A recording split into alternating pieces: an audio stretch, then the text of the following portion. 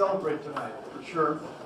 And we want to start out actually with a lot of people worked hard today on this situation. Hopefully you enjoyed your meal. Did you enjoy that meal?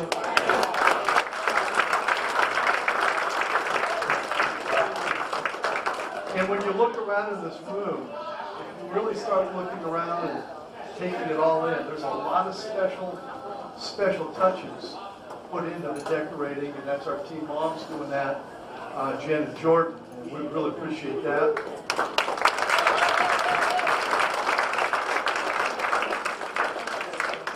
So we want to start out by saying thank you to Kim Sweeney, Karine Savoy, and Andrea Logue. They prepared your meal tonight. So,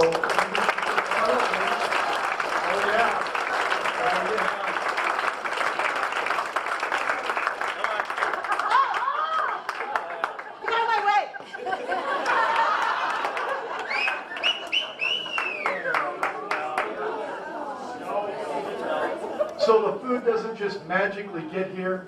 You know, it's shopped for. It's passed from one house to another. It's prepared, clean, potatoes clean. Quite an operation here. I know because I saw it. Part of it happened in my house.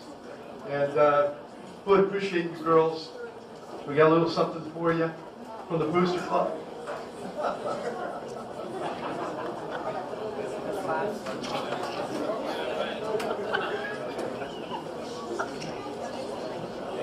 Hey, before we go any farther, I want all the young men football players, please take your hats off.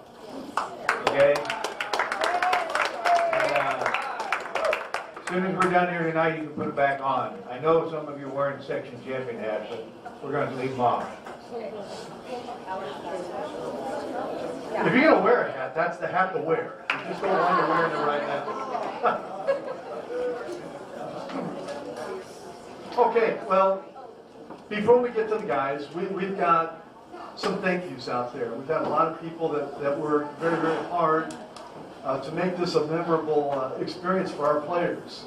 And I want to start out with our school administration. And you know, success starts with great leadership. And I have to tell you that I've never felt more supported than I do from our principal, Amy Bessler.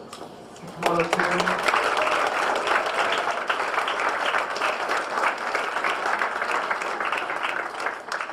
You know,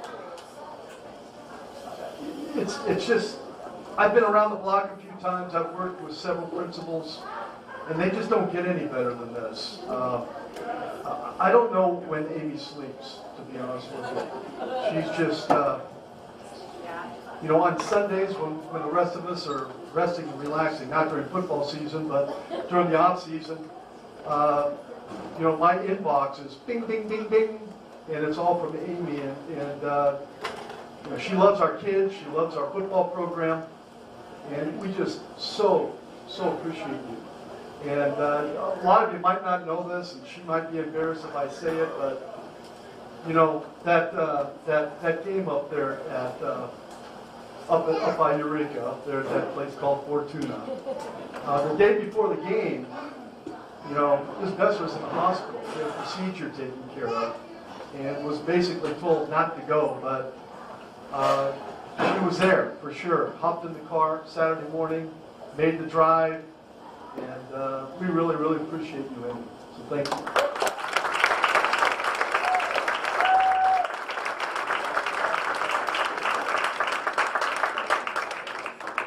I thought Kathy Peterson was going to be here, but she wasn't able to make it. You know, Kathy is, being the assistant principal, she's the one that's in charge of discipline. And quite often, that person isn't a very popular person around campus. But I think Kathy's able to pull that off in an amazing way. You know, she can put a kid on a suspension or whatever it may be and still make them feel human, make them feel like it's okay. We just really appreciate her. And again, somebody else that just works her tail off. Every incoming freshman at our school during the summer before their freshman year. Kathy's going through the cubes and she's making all of her notes on every single one of your kids. She wants the kid to know them right away. And she's always very supportive of us with football. She loaded Coach Logan and I up with a box of Snickers about like this, probably about 10, 15 pounds apiece, but it was worth it. So anyway, Kathy Peterson. And Matt McDonald and Dwayne Gansky. Matt, our ASB director, and Dwayne, our athletic director, both couldn't make it, but again, we really count on them. You know, that game day experience has a lot to do with those two guys. There's a lot going on besides just the game, and those two guys are putting that stuff on. Coach Lowe. Next, we have our media people. We have TV coverage, we have radio coverage, we have the press box coverage, and the voice of the Bruins is a former player, and if you guys are hooked into Facebook, you know what a great job he does with his little handheld videos and his narration and everything. He's a great guy. So Brian Hudson, can you come on up here, please?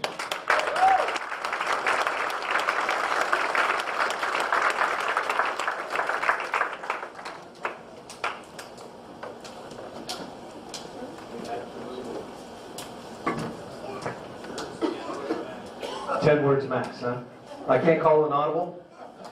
So I actually wrote a few things down tonight. Just thank you for the opportunity to do it. At the bottom, you see the number that I have written there? At the very bottom of that? 2045. So the year 2045 would be the equivalent of one of these seniors coming back to this banquet for me in my last year playing, right? So 2045 sounds like a long time away, but you guys will be here. It'll still be a long time away, but you guys brought me so many memories of the families. It's just been tremendous. I love doing the announcing, and then of course on the road games, just carrying my camera around. But there were a few things that just stood out to me. I had to pare the list down pretty good, but I'll just say, Trey Moronic, you really just inspired me as a young guy moving up. Just solid, inspired play all year, quiet, confident. I love the Capital Christian game. You know, I remember asking as the game got going, you know, is everybody nervous? And people were. We just killed them. Love that. Baggett had his best game of the year. I remember Alex at the beginning of the year, every time that kid put it in the end zone, I'd say, God, what a weapon. And then the second half of the year, he was trying to get it figured out. This kid's going to be an amazing junior. I just love watching him play. Logan Jenkins, when he stepped in at linebacker when Bays was out, was great to me. Where's Leonard? Where's Jake? Jake? Fortuna game, we're struggling, right? You remember what I said to you in the game? We see we're third quarter, and I said, God, we need a little bit more from you. We need just a little bit more. It was like 2 plays later, he got that. It was a sack or a knockdown. And I said, what'd you do? He said, I gave you a little bit more, you know, which I just love that kind of stuff. My man Calder, the tightrope touchdown, baby. It'll live in infamy. I love it, and the way you got it up. One of my favorite moments was at the end of the Fortuna game when we started moving some of the backup players in. I was on the sideline there, and there was about a minute and a half left in the game. And one week, Becker had that week to show up on Saturday. And the thing that really got to me in that, there's a minute left in that game. It's a foregone conclusion, and Thomason came in. And Thomason made a tackle, right? And Becker got behind Thomason and a big pat on the back and said, great job. That's Bruin football. You knock them down, you pick your own guys up. It's just great stuff. Again, so many memories. I get emotional with this. Austin, I mean, there's so many people on the sidelines saying that's a man, and I'm looking at him going, you know what? It's a man with vulnerabilities too, just like all of us. Guy that guts up, tough, weak, strong. We're all dichotomies. so proud just to see you announce your name for the last 4 years. I'm really proud of you. Look forward to getting to know you more as we move on to adulthood. I'm almost done. Sasko's reaction when we won the section title. That guy was like Michael Jordan. He was so far off the ground. I love that. Dylan, I'm looking forward to seeing what you're doing. I won the Most Improved Player of the Year award my senior year. I think Dylan's got a chance to do amazing things his senior year. I'm just looking forward to that. So much work in a year. And you guys went one step from as far as you could go, and you only had 14 chances to play the thing. But all that work, I just loved it. Last couple things, Coach. Momentum. I just kept on the sidelines. You know, in those away game students, like you make your own momentum. So I look forward to guys continue to make your own momentum in your lives, and then those who are continuing to play to do that. And you know, the experience that you had is only what it is unless you do something with it. And the thing is, everybody here probably got caught up and thought that we were playing, that this was all about football. That this was all about football, but this wasn't about football. This last year has been a life experiences, right? Highs, lows, stuff you can count on, stuff you never expected to have happened. Good, bad, and different. So just thank you as an alum. I'll continue to support the program. Happy to be the PA guy and the pocket analysis from the Home Depot parking lot or Costco parking lot. And Marty, can you hand me, guys, before I go, I've got something for you. You know, to the victor go the spoils. These guys, you know, achieved, and you mentioned leadership being so important. We are in the grace presence of the 2017 Sacramento Bee Metro Coaches of the Year.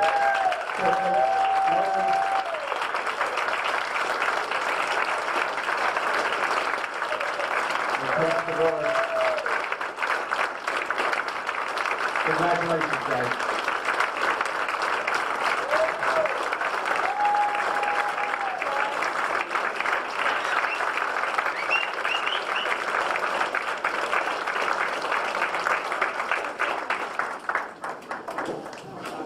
Thank you very much. Thomas?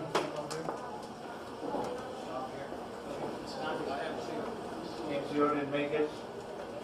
What a great job they do for us, though, and my wife listens to it when she can't go to the game. She likes to listen to it on the computer, so heard nothing but great things. Scott and I are usually always on the sideline, so don't get to listen, but let's give a hand for KNCO.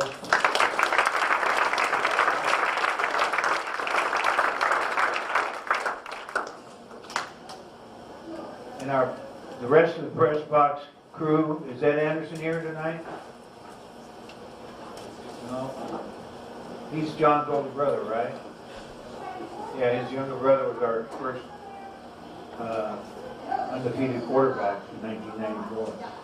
But, so those guys, or the rest of the crew up in the press box, the union, oh, okay, I'm sorry. So Amo is here from KNCO. Come on up here, Amo. Okay. Third time's the charm. How about James Todd? No? Just like I used to do in baseball, strike three. All right. Well, I know the union's not here either, but they gave us great coverage. Went to all the way up to Eureka there, and went down swinging with us. They give us great coverage, and so anyhow, the Union newspaper. And I know somebody's here from Touchdown Productions because they're filming us right now. And I know Gil Dominguez is a great supporter of us. And what was it, 20 or 25 this year, Marty? I forget. Years. 21. 21. Marty Mortensen's been our voice on the air for 21 years. Come on up here, Marty.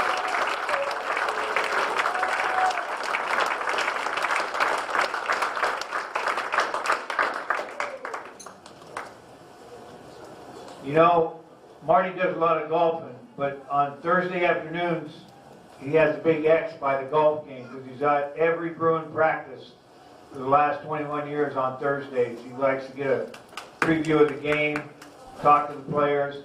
He even goes down and shags kicks for Alex, and he's a great, great supporter of our program. Thank you very much, Marty.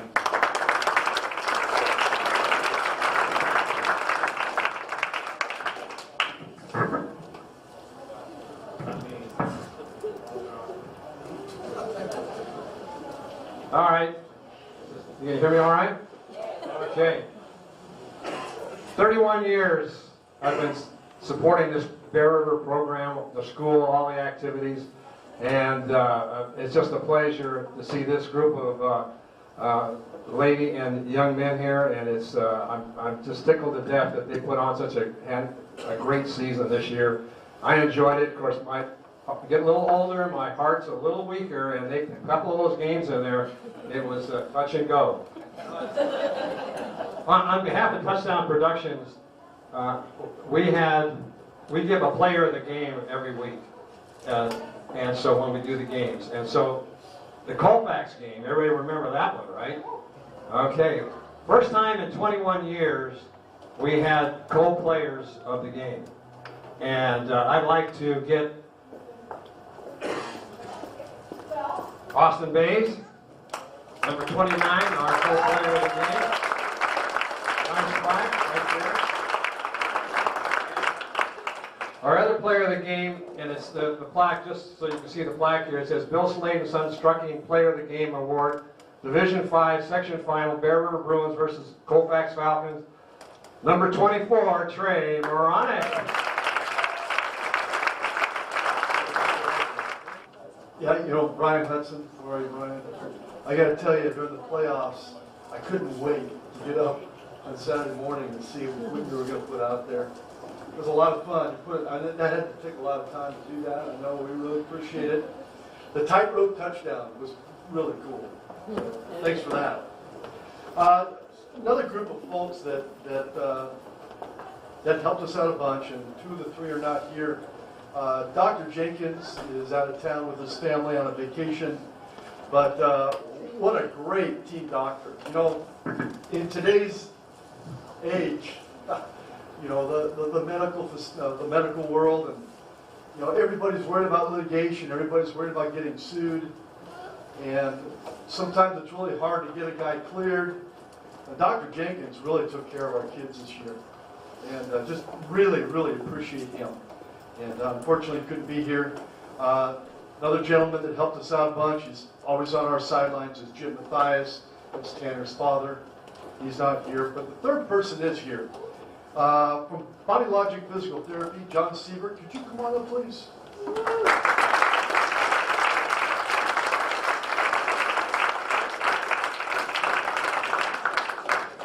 So back in, I think, like 2001, 2002, you know, Coach Lowe went off to Sierra College, and I took over, and I was really lucky that I got contacted by John here, and he wanted to do a bump and bruise clinic for us on Monday mornings, and here he is. He's still doing it, and I know Johnny Carrillo was a frequent flyer. Isn't that right, Johnny?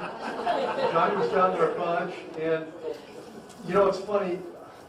Our guys, it's like, oh gosh, you got to get up so early. We start school at 8:30, so you know, we used to start this thing at 6 o'clock in the morning, and now we're meeting more like at 7.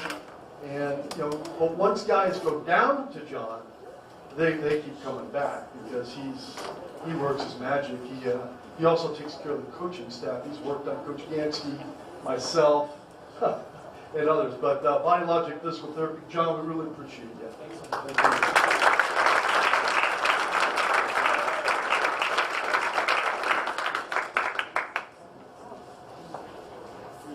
Also, our team photographer, Brian O'Brien's not here either, is he?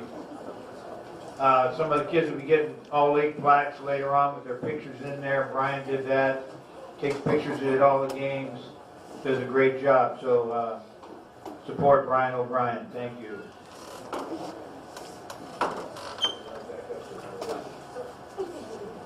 So moving into another category of helpers. These are parental helpers. And we really appreciate what all of you've done throughout the year. You know, helping out that snack bar, helping out with the team meals, out there selling those programs and buying those buttons and just supporting our program, helping us out with our fundraising. You know, we really wish we didn't have to do all those things, but we do. We have to. That money's not there. Our kids wear really nice equipment. They've got the best helmets that money can buy and shoulder pads that money can buy. You look on, you watch those games on Sunday and watching it today, looking at, you know, they're wearing the same helmets that our kids are wearing. So all that comes with a price, and we appreciate everything that you all do for us. So thank you. There's another group. We've got a group that actually meets year-round with football. You know, just trying to keep our football program going, and that would be our Booster Club. And I want to introduce these people. I want to start out with the top guy, Bill Reed. Where are you, Bill? Come on down.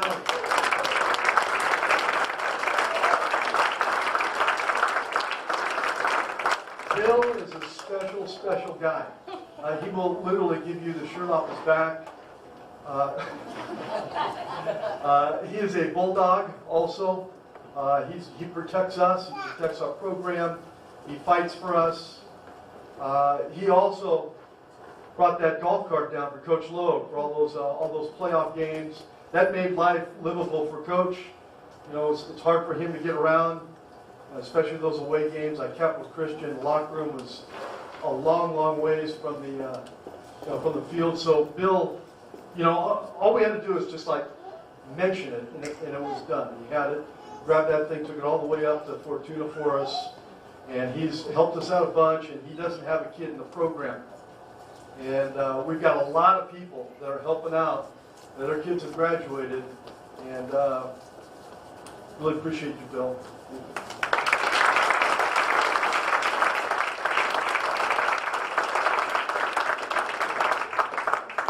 Okay, our treasurer is Bree Spence, and she has a boy, a freshman boy in the program. Our secretary is Mary Carippo, again, no boy in the program. Our Bruinware gal is Jen Davis. Where are you, Jen? Could you stand up, please? Jen? I've got a baby in hand. Brenna Toppenberg does our scoreboard signs, and also they've helped out with membership. Again, not a boy in the program. Fundraising, Jordan Scott. Where are you, Jordan?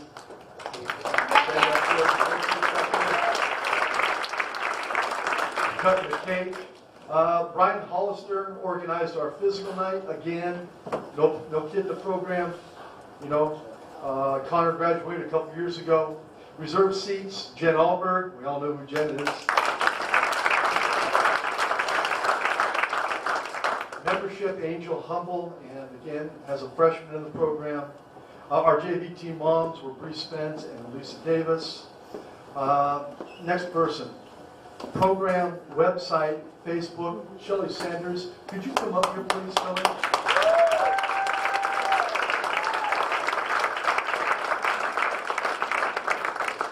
Shelley's son, Grant, he played in our 2014 championship, section championship team. And come on up. Yeah, it's tough to find way up here, but she just keeps coming. And whenever we need something done, she gets it done. And she used to do Bruinware.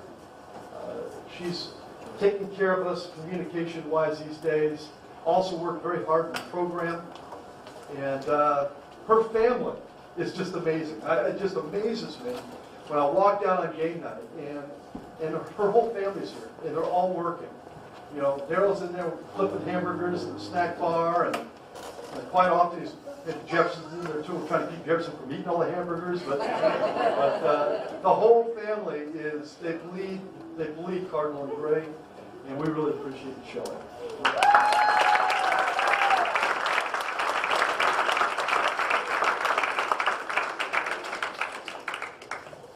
And then I don't even know we should call our snack bar a snack bar. It's way, way above the typical high school snack bar. I mean, it's just amazing what Bill and Tracy have done with our snack bar. They took it over how many years ago, Tracy? 5 years? Yeah. It's been crazy. I know, I look out the window of the weight room and I see her down there at like 11 o'clock, 12 o'clock on Friday. You know, she has a job, but she's down here at 11 or 12 o'clock on Fridays, cooking up the special for the week. You know, they've done a great job for us. Bill and Tracy, could you come in, please?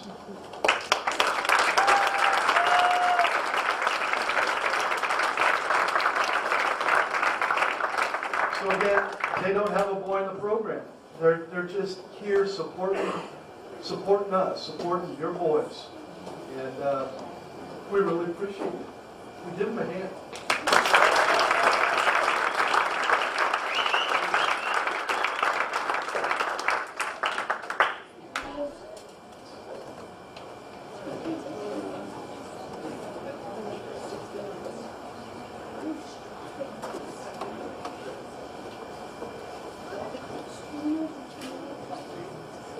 Next is a very involved family at Bear River High School, and T3 Charities. They had a golf tournament that he did this summer. It was just amazing. I went down there with my wife, and by the way, if she doesn't get in next year, your son doesn't play. So. I'm just kidding. But she's the golfer in the family, obviously, but Coach Banquet was there and some of the other coaches, and that was a great, great event that he put on. And then they donated some great equipment to us and some cash donations. And really, really want to thank them very much. It was Dave Moronic. I'm sorry, I'm Gordon, both of you. Come on. He's already put some World Championship Raider equipment together now that Gruden's coach, by the way.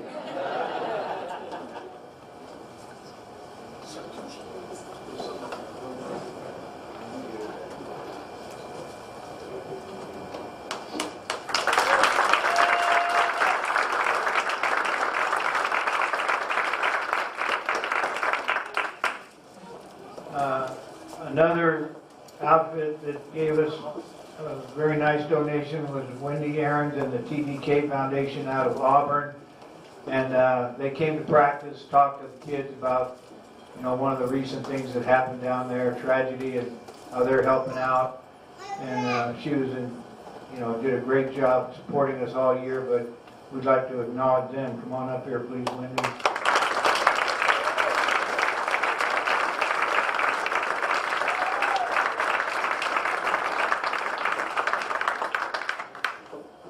Also bought the kids dinner after one of the football games.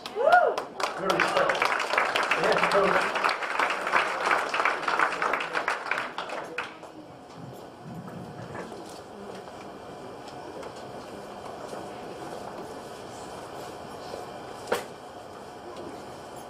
We just wanted to say thank you, and we're really excited that we were able to support the program. And we also wanted to let you know that we will be having a dinner on May 4th, but we do have funding to provide guardian caps for the whole football program next year.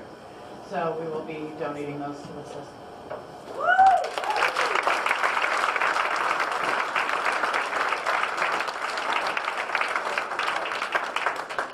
So the Guardian caps that Winnie's referring to is a protective device that goes over the outer shell of a football helmet.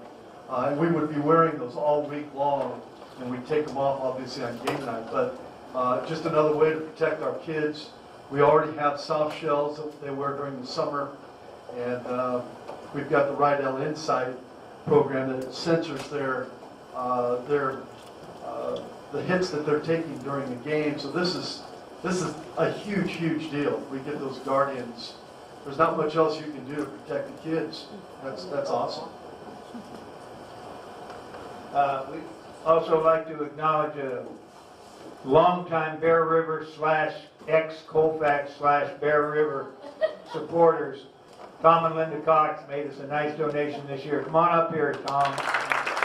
And last year.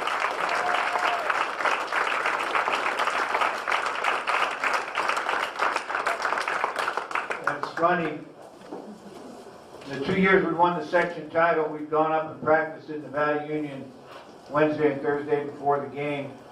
And Tom came up to watch practice and he looked at me and he goes, "They're ready. I can tell they're ready." And by golly, he was right.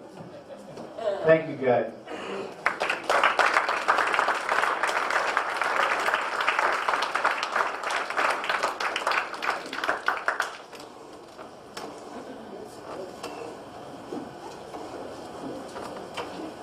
Okay. Moving on, we've got some guys that help us out on game nights. And our stat guys, there's actually 3 of them. And I know Travis Carpenter is not here tonight, neither is Kevin Ashcraft. Again, Kevin doesn't have a boy in the program. His boy Kyle graduated 2 years ago. And he just continues to help out, and we really appreciate it. But the third guy's here. And he approached me this year about helping out, and he did a great job for us, especially down there at Fortuna. You know, we didn't have Travis with us, and Kevin couldn't make the trip. And Mike Daniels was down there covering the ropes, and we really appreciate it. Mike Daniels, come on up.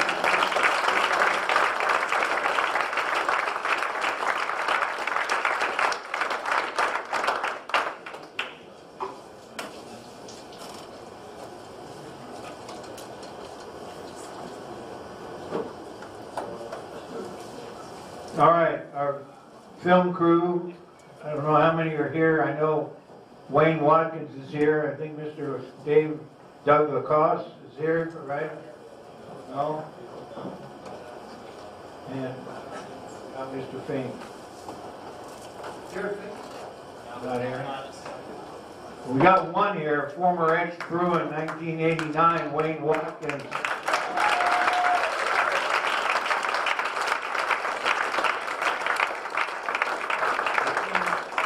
Wayne is also our junior Bruin president and does a tremendous job with the guys. Thank you, Wayne. He teaches them the Bruin way. What? The Booster Club? Right on, Wayne. I think he's number 66, if I remember.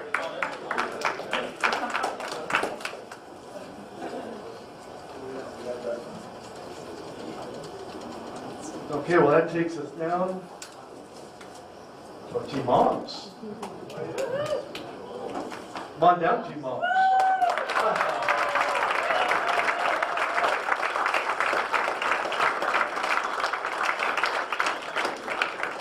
So y'all reap the benefits of these two ladies. They're the connection between us and you. You're calling them all the time wanting to know what the practice changes are, what color game pants we're wearing this week, and who knows what else. And they help us out a ton. Organize that team meal. Jen, I keep telling Jen that she's kind of missing her calling by the Fortuna trip. It looks like she could definitely be a travel agent. She could definitely, I mean, she lined up our room. She had everybody organized. It was just unbelievable what these two gals do. And we always have a senior mother and a junior mother with the hopes that the junior mom will come on up the following year and take the lead. Last year, Tracy was the senior mom, and we really appreciate you gals. We've got something for you. So thank you.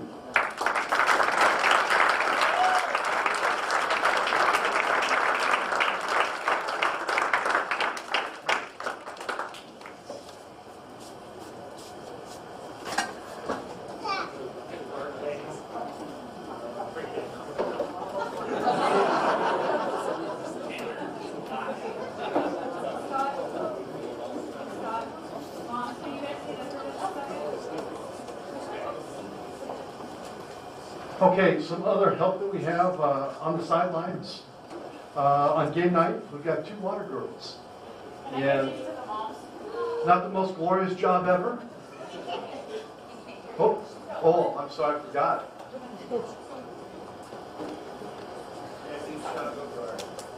Yeah, so moms, those are gifts for the parents. We love you, girls!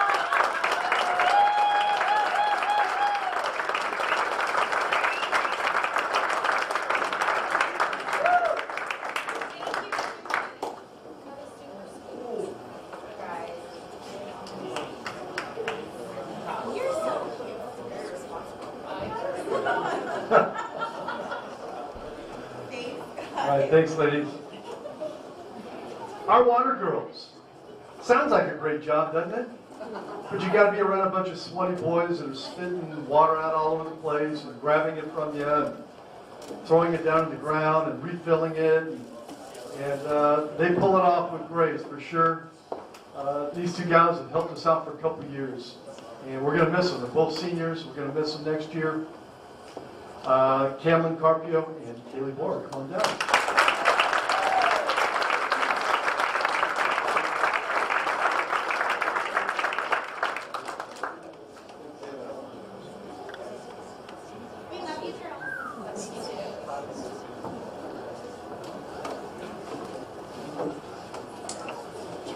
And during the game, the refs are always yelling, "Get the ball out here, get the ball out here."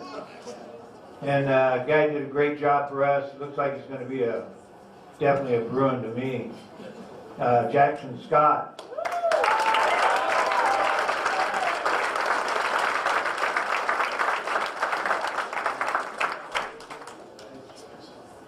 Jackson's going to be the envy of all over. Don't go anywhere yet, buddy. He's going to be the envy of everybody over at Magnolia because he's got a varsity travel shirt.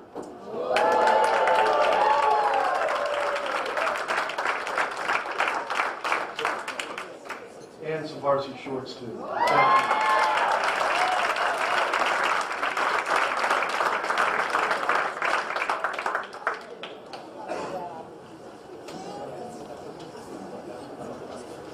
Next is a guy that we've been very fortunate, you know, especially as I get older and less useful, to have some tremendous dad support helping us as our manager, picking up equipment.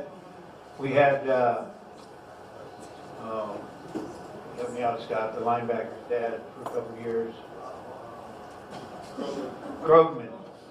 Mr. Krogman did it for 2 or 3 years, and now for the last 2 years it's been Todd Alberg. He picks everything up. He is unbelievable. He's the guy who takes care of the sensors for the helmets. Every time somebody forgets their practice jersey, he goes and gets them one. He does so much stuff at the game so that the coaches can just coach, and really helps us out. He was a coach. But hopefully he might be one of those guys that give us an extra year. But who knows? Todd Alberg, come on up here.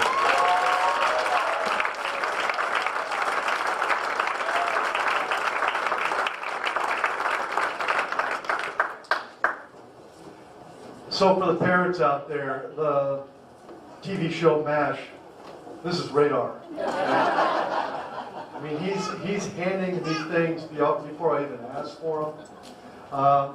This year we decided to actually get him certified with the CPR, his first aid, and everything else, because he's down there with us all the time, and sometimes he's taking kids off on his own, and so as far as he's certified to be a coach, and he's our manager / coach, and he's made life very, very, very nice for us. Game night, he's lugging that stuff all over the place. His truck's full of stuff up there for tuna. So, thank you.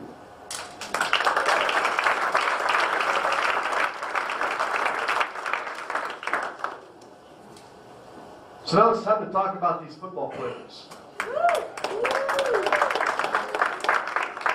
And Coach Logue is going to start out with just a little bit of a recap of the season. I don't know about a recap, I don't know.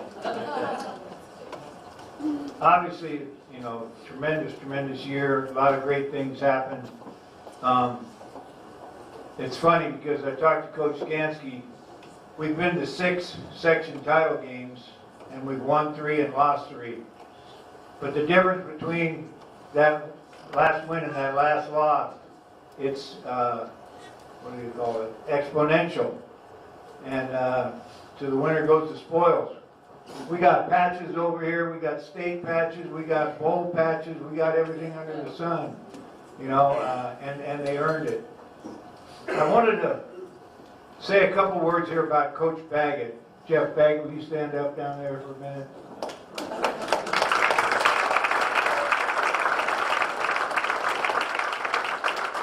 say you can't teach an old dog new tricks.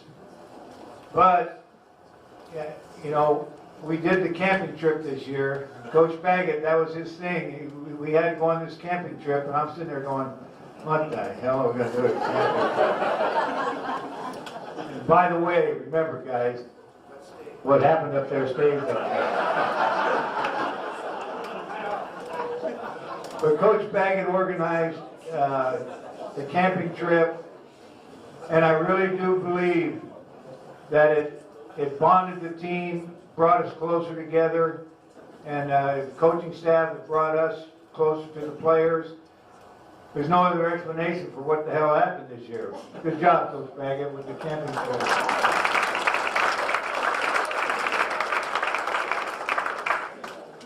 But, you know, we won the Division 5 section title. We won 10 games and lost 4. Our goal at the beginning of the year was to flip our record. Last year was the first losing season we had here since 1988. It's a long time. And it hurt. And when I looked at our spring tryouts or spring practice the first couple of days, and not one guy on the offensive line, maybe one guy had played in a varsity football game. We had a quarterback that never played quarterback since he was a freshman. And we talk about flipping the record. And I'm again going, there's no way, you know, there's no way. But somehow we found a way. First ever team to go to a bowl game, first ever team to do that. That's pretty amazing. 10 wins.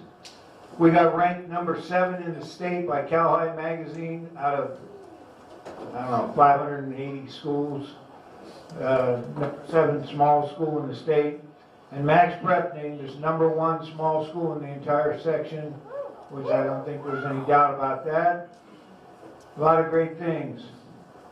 But the things that, you know, you look back on that made it just amazing was in our section, you have to have usually 6 or 7 wins, but the other part of that equation is you have to have 2 league wins. And if you follow the team, our 2 didn't come very easy. We beat Foothill 14-13 and had to intercept the pass with about a minute to go to seal that game. And then we had to stop a 2-point play by center and then win in overtime to get into the playoffs. But we talked all year long about once we got in there, we're going to play schools our own size. And by God, you better look out then. When to come after you. And they did a great job. I think the section title game was one of the greatest football games I've ever seen. Obviously we won, which made it a lot nicer to enjoy. But 2 great football teams got after it, and we came out on top. So, Coach Boy, you have anything to add here? Just one. To me, what sums it all up is that we got one player on the roster that's beaten Colfax in football. One guy. That's up to about a month ago. So as freshmen, as sophomores, as juniors, for our seniors anyway, and the same thing with our sophomores and the juniors are on the team. So now just one kid had beaten Colfax over their entire football career. And they found a way to get it done when it really counted. When on the big stage, they got it done. And to me, that epitomizes our team. That sums it all up into one. And what, you know, the Fortuna game was tough, but you know, that was icing on the cake. The true prize was not only winning a section championship, but beating Colfax in that section championship. That was it.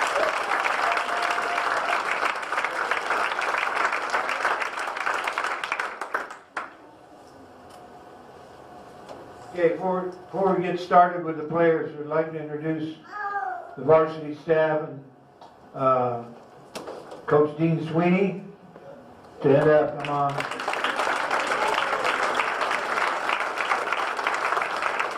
Coach Tanner Matthias. Got 1 foot in the hole, and he's almost there. Seriously. Chad Chiardi. Stand up, Chad.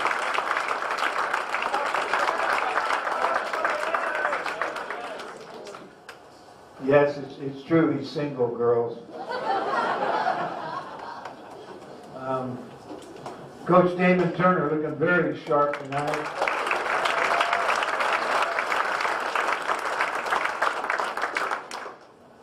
And former Bruin, former ex/Colfax, now went all the way to the section title with his old buddies, Coach Logan, Coach Savoy, Jeff Baggett.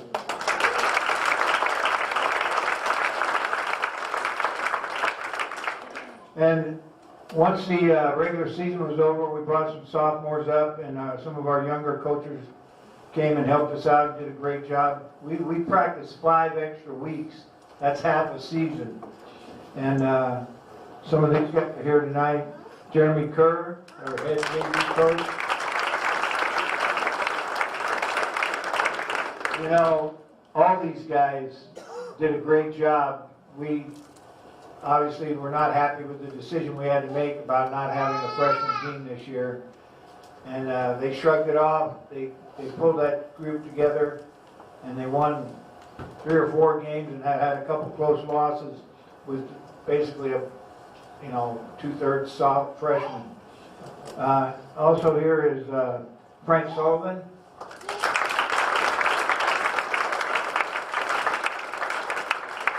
A new coach to Bear River, really a great asset to our program. Mike Perfumo and his wife.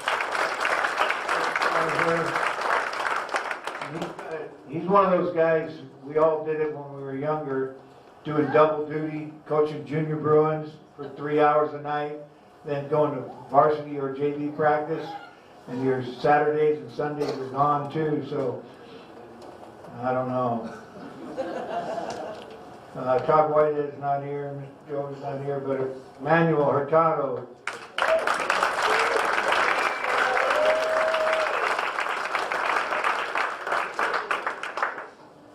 Did I miss anybody? Our wives were up here earlier, but I want to, acknowledge them again, coaches' wives. If you've never coached a sport, it's either up here or it's way down there. And my wife knows already when I walk in the door which is which. And she's used to me. But I'd like to thank all the coaches' wives for putting up with everything that your husbands do. So all the wives, let's give them a hand.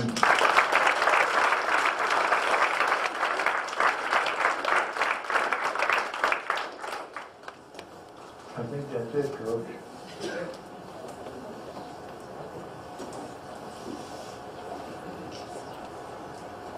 Okay, well, we're going to start out with the certificates for the players here. And all the coaches are going to be involved in this. Coaches want to kind of hold up the things the kids are getting over there. So they're getting a second place NorCal bowl game medal. Hold that baby up for them, will you? There's the medal. Oh, and then we got that state patch. Like that patch? You gotta love that. And then CIF gives us the section championship patch. And then we also received a really nice bumper sticker that Jen Davis put together for the kids. It sort of has the section championship logo on it. It's going to look good on the cars, I know that. Yeah. So, and they're going to get a certificate. And players that have not gotten the varsity letter yet, so you take your certificate in, or you just go in to see Adina. She knows. See Adina, and football will, of course, pay for your VR for your jackets. And if you've already received that letter, then you can go in and you can get your little football that goes on the letter. And for the captains, you can get a little captain star as well. Okay? Now those certificates, for our sophomores we brought up to the varsity, you will get one, but you won't get it tonight. A little bit of a mix-up on that. I'll get those to you this week, but you'll get all the other things today. And the coveted rings, well, they're not in yet. They're supposed to be in, I believe, I'm hoping, the first week of February. And if they're not, I know Coach Lowe's going to be on the phone because we want our rings too. So we were really hoping to have them here for the banquet, but we knew that was going to be a stretch all along. So that's to come, along with the T-shirt that's coming your way as well, players. So here we go. Let's go ahead and get started. We're going to start out with sophomores, then we'll work through the juniors, and finally we'll work through the seniors. And players, make sure you shake every coach's hand. We appreciate that. Okay. Somebody ready to go here? Coach Matthias?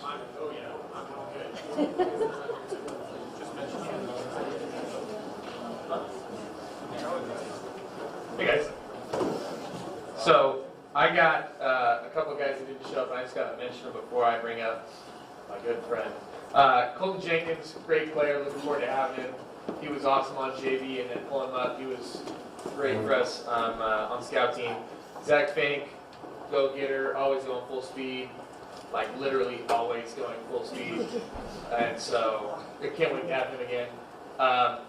Arguably my favorite person to watch when I was coaching him, and then in practice, Jeremy Rodriguez missed the first half of the season with some great issues, and once he got it cleared up, I was like a giddy to watch him play in that first JV game until he broke his collarbone like 6 plays in. So 7 plays in, I'm sorry. 12? Whatever. He made it a full 12 plays before breaking his collarbone into his whole JV season. And you know what? Next year he's going to be amazing, and I can't wait. Like I said, I was giddy to watch him play on JV. Just wait until he's on varsity next year. It's going to be great. But I got to bring up Eric Voss.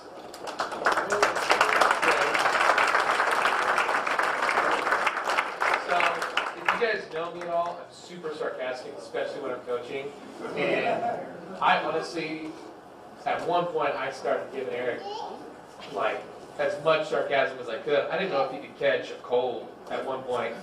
And he's a receiver, and to not be able to catch him, your receiver's a little shaky, but he worked through it this year. I mean, he's had some great catches on JV. He's always one of the guys that I go out and look for. As soon as I get down to JV games, I go out and look and see what Eric's doing and how he's playing. And then as soon as he came up on varsity, I snagged him for scout team in a heartbeat. And every Sunday, I get to pick who plays what position on scout team. And he was one of my first draft picks every week. So, man, Eric Voss, can't wait to see him next year.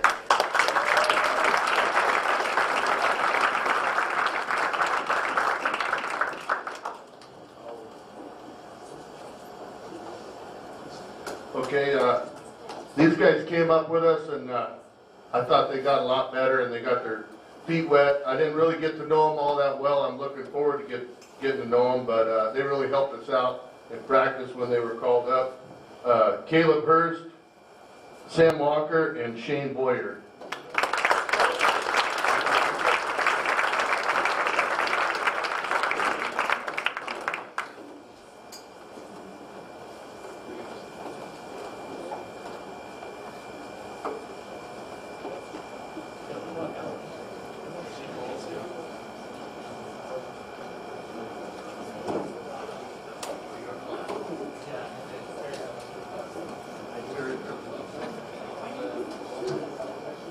Okay, Trey, why don't you come up here?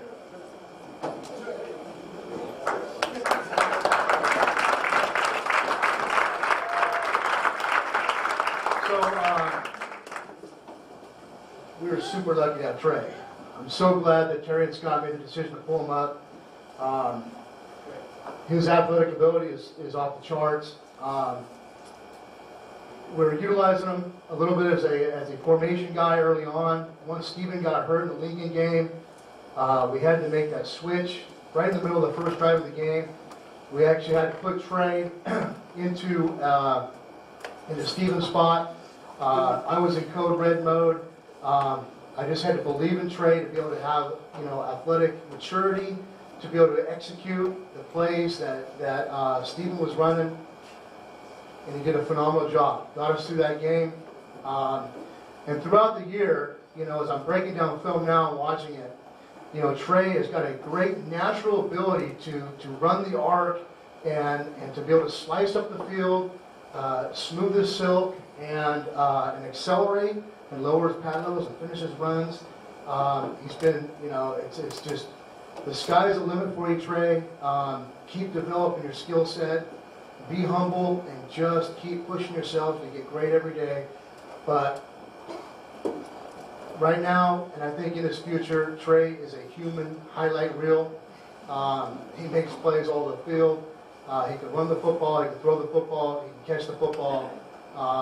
There's nothing that Trey can't do for this football team. He showed that this year. Put a lot of pressure on him this year to play like a senior, and that's tough to do for a sophomore to be able to come in and put himself in a senior's shoes where it's their last hoorah playing high school football, and he did that. He played like a senior this year. He gave everything he could for the senior class, and I know that they're thankful for that, and we are super thankful for your ability to be coached, pushed, and your buy-in. It's been exponential, and we appreciate it. Thank you very much.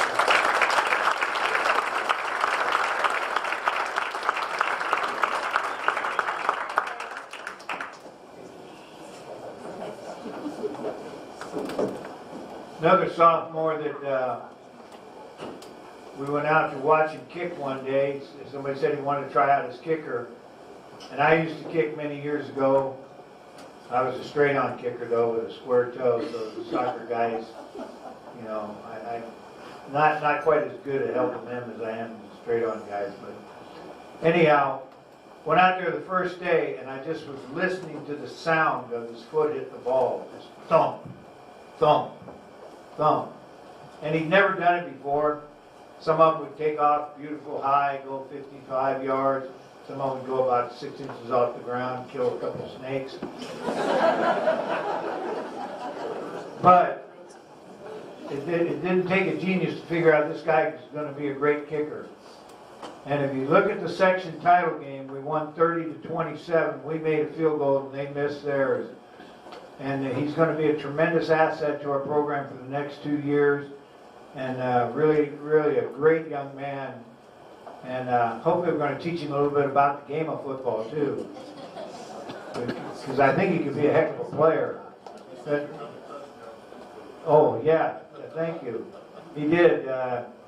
When his kickoff went to the 1 yard line a couple times, there are guys running back, and before he gets to the 10 yard line, Coach Baggett's screaming at me, "Why you kick it deep, you idiot?" And but Alex made a couple game-saving tackles. So, Alex Vaughn, you here?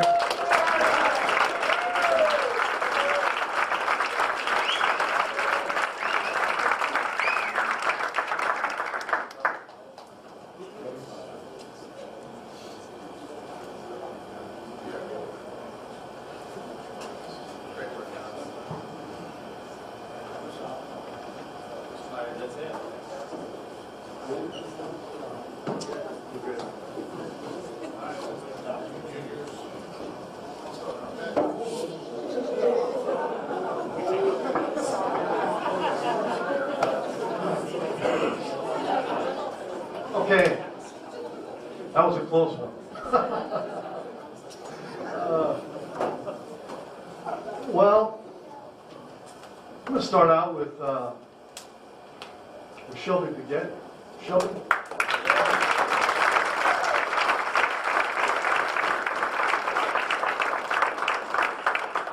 So last year, our varsity team, we had a girl on our varsity team last year. That was the first girl on a football team experience for Coach Logan and I. And it didn't go so well.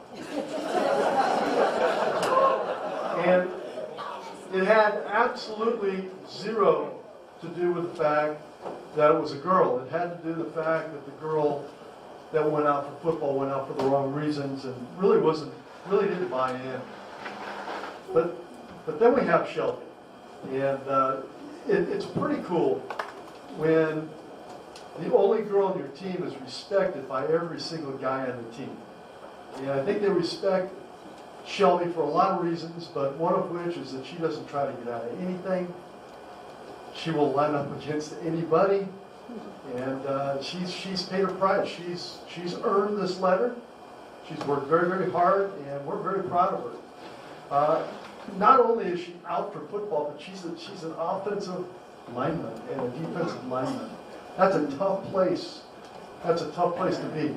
Things in the trenches get a little crazy. And Shelby has just done a great job for us all year. And congratulations.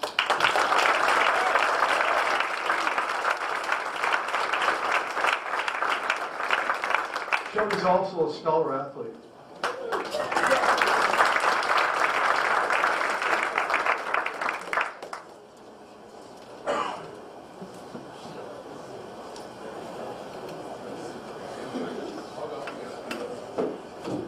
Hey guys, so Chad, swing on down, buddy.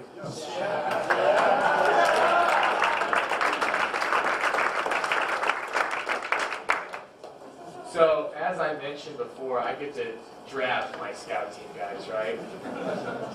We're out there drafting guys, and Chad is ready. And if for some reason we're playing a team that doesn't have a player in Chad's position, Chad's right there. He's like, Coach, I'm ready. I'm like, Chad, not right now. I'll be there. And then the next play comes up, and he's like, am I in? I'm like, not yet. You're going to get your chance. And so keeps coming around, and he's always there, always working, always in my face, and I love it. And Chad was great to have around. So much fun, and can't wait to have him around next year again. Chad.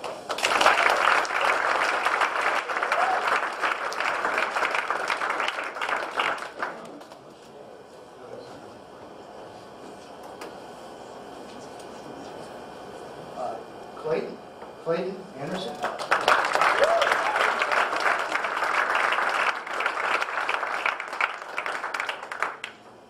Well, I'll tell you what, the sky's the limit for Clayton. Great football player. Played a backup role this year. You know, pound for pound, he just throws his body in there. It's awesome to see. The upside, he's got nothing but an upside to him. He plays tailback for us this year and some corner. And tailback, you know, he's got great footwork, very fast feet. It's what you kind of like to see in a tailback. He has a very good jump cut. And I was really, really surprised this year how physical he was. Some of those games early on in the year, we were rotating him in quite a bit. We had a little bit of the lead, and we got him in there quite a bit. And he showed a great effort at running the football. He secures it well. He never fumbled it. He really slammed his little body in there against these big guys. It's really, really impressive. At a corner, he does a great job. You know, he flips his hips very, very well. He's able to dictate pace a little bit by splitting the crotch of the receivers. Did a really good job at corner too for us. So I think that, you know, Clayton, if you just continue to develop the muscle and the skill set just to protect yourself, you're gonna have a great year next year for us at tailback. All right, Clayton's also a scholar athlete, 3.5 GPA.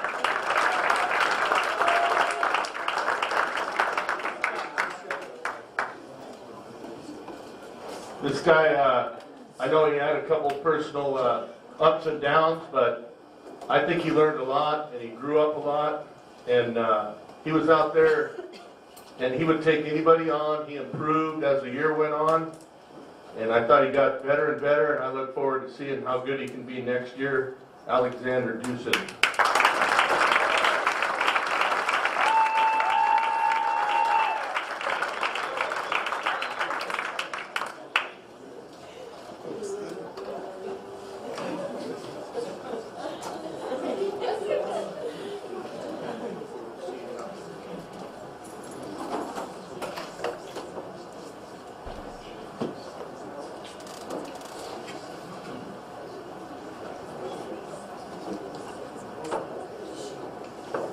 This year I was fortunate enough to coach the linebackers. Out of all my years of coaching, I can honestly say it's probably the best linebacking core I've seen in a long time. The man in the middle this year was Garrett Pratt. He played tight end for us, made some great catches.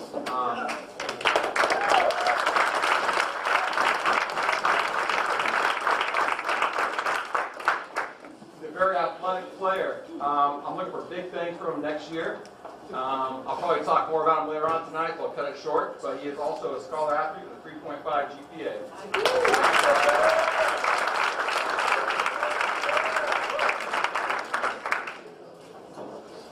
Another junior that worked his way into more and more playing time was playing behind Gundy early in the season. And then we had to move some positions around. We had some injuries. And this guy came on, was a really good receiver. I really envision him as a 40 reception guy next year, 40, 45 receptions. He can also play corner. He can also play safety. He does a great job for us. He's got a good attitude. And I'm very happy he was on our team this year, Dylan Scott.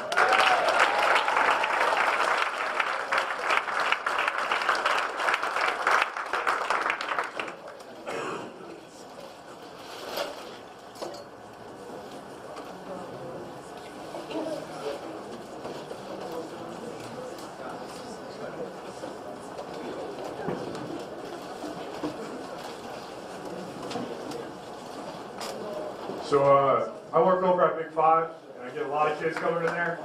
And every time a kid comes in from one of the schools that we were at, I try and get them to come out for football. You know, whether it be a Will Codgill kid or a Magnolia kid or a Bearwood kid, I always ask them. Every single time, it doesn't happen. They don't come out.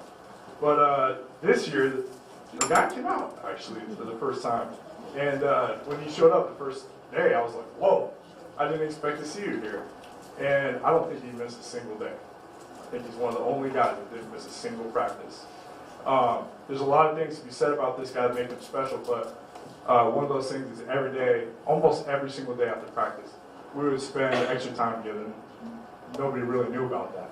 You know, we spend 10, 15, 20 minutes just going over extra stuff about football. You know, what a football play was, whether it was throwing a football, catching a football, every single thing that there had to do about football. And I really enjoyed that time with this guy. One of my favorite things about this guy was after football games, he didn't get to play a lot, but he always had the question after every football game, and it had nothing to do about football at all. He'd come up to me and be like, "Coach, I got a question." I'm like, "Yeah, what's up?" It's like, "Where does wind come from?" Well, Colin, let me tell you, because he's lucky. Because I was in this environmental science class this year, and every single question he had was related somehow to environmental science. So I was able to answer most of his questions. The second most favorite thing I have about him is if everybody looks at Colin, he'll put his head down and he'll smile just like that. See? Because he's embarrassed a little bit. But he does that when he does things really well, too. And when he's proud of himself. And one of the biggest things that I think he enjoyed this year, one of the things that he learned was to have self-confidence in himself. He came out here pretty timid, a bunch of guys that he didn't really know, playing a sport he never played before, very violent sport, got knocked down a lot of times, but he always got back up and he showed up every single day. And he got better, and he knows more about football in 1 year than I ever did, I promise you that, because I taught him, so I know. Well, I'm very proud of this guy, and I think he's a very special guy on this football team, and we'll have to have him call him.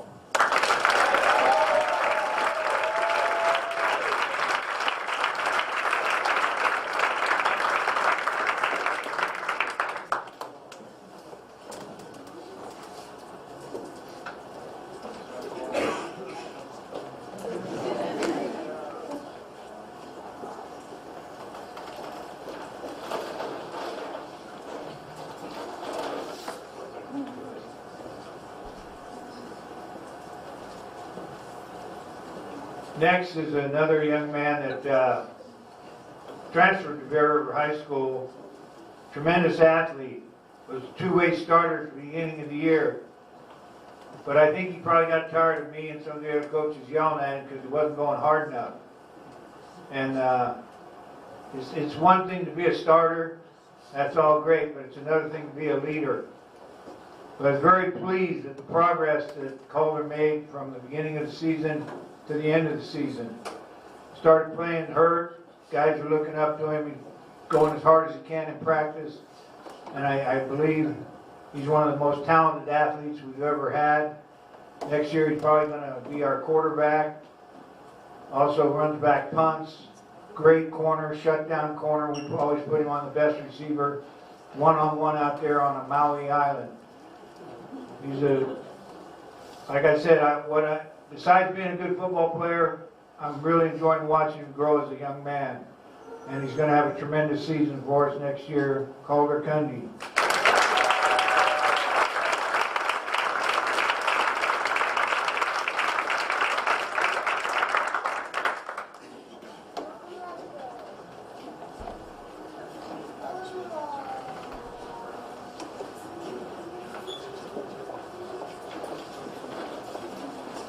Also, I don't think Coach mentioned it, but by beating Colfax in the section title game, you stopped Tony from getting his 200th win, so he can't hang that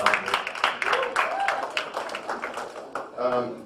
This guy here, he had a lot of personal loss during the year, but he was very important to us. He played a lot on scout, but then he started working his way to the starting rotation, and we got him up there on the offensive line, and at the end, he was filling in at linebacker. So just about everywhere we put him, he did what we asked him to do and better than we asked him to do it. So we were really proud of him. I look forward to coaching him again next year. Zane Beaton.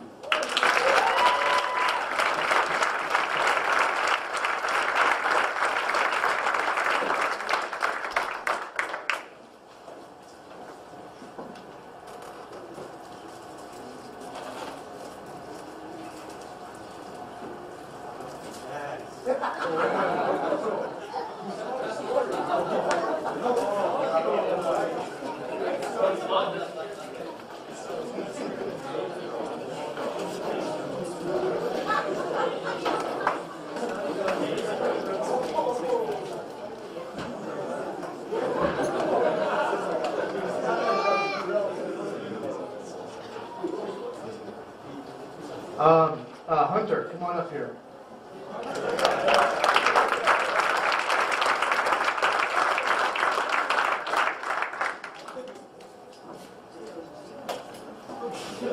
Hey, Hunter played some linebacker for us, but I think especially is more of the fullback spot for us.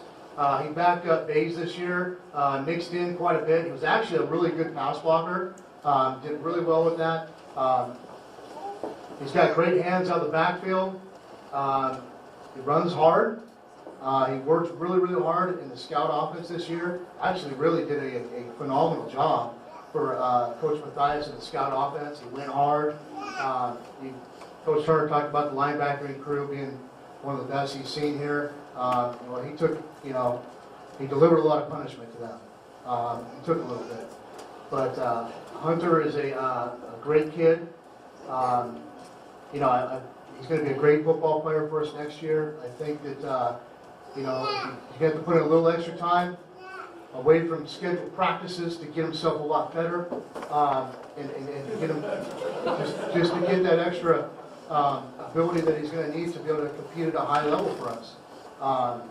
He's done a good job. One memorable thing I like with him is usually at the end of the night when we're talking to the football team, the other coaches are talking, I'll be scanning the kids a little bit, and somehow me and Hunter always kind of connect eyes. And he kind of smiles, I kind of smile at him a little bit, and I think, we're good with that. I think it's good. So,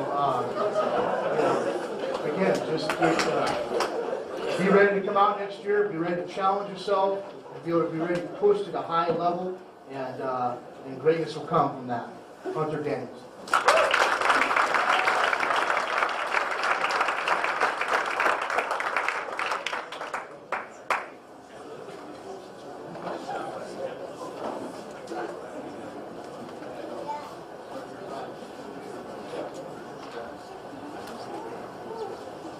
Okay, as Coach Hogan mentioned earlier, last year at this time and even into the spring, now I was really worried about this team, and my biggest concern was the offensive lines, because we only had one kid that was returning that had any experience on the offensive line, and if your offensive line isn't any good, it's going to be really difficult to be successful. And this guy he was on our JV team last year. In my opinion, he was the best of the crew. So I penciled him in, really. He got the first look at center. And, 14 games later, he was still standing. He was our center all year long. Your center is a very important piece to the offensive line. If your center is not very solid, you're going to have difficulty because they're looking at both sides of the line. Your quick guard, your quick tackle, they're working as a pair. Your strong guard and strong tackle are working as a pair. But he's got to work with both sides and got to pick up stunts. And I felt like Trey did a great job this year. And I'm really curious to see what he can do during the offseason. He's got the frame. He's a big, tall guy. He's going to keep working that weight room, I know, and I think he's going to be a standout guy for us next year. He was very important to us this year. He's one of those guys that, you can harass him, you can say something to him, and he'll take it. He'll just kind of smile. But don't ever mess with one of his buddies. And, had a little issue with him at Fortuna. He wasn't very happy with Fortuna guys. They were messing with a couple of our guards, and he's very, very protective. I tried to get him to cut his hair a few times. No luck on that. So we finally got to the point to where it was like, hey, Trey, how you doing today? Gee, your hair looks terrific. Trey Nix, come on up.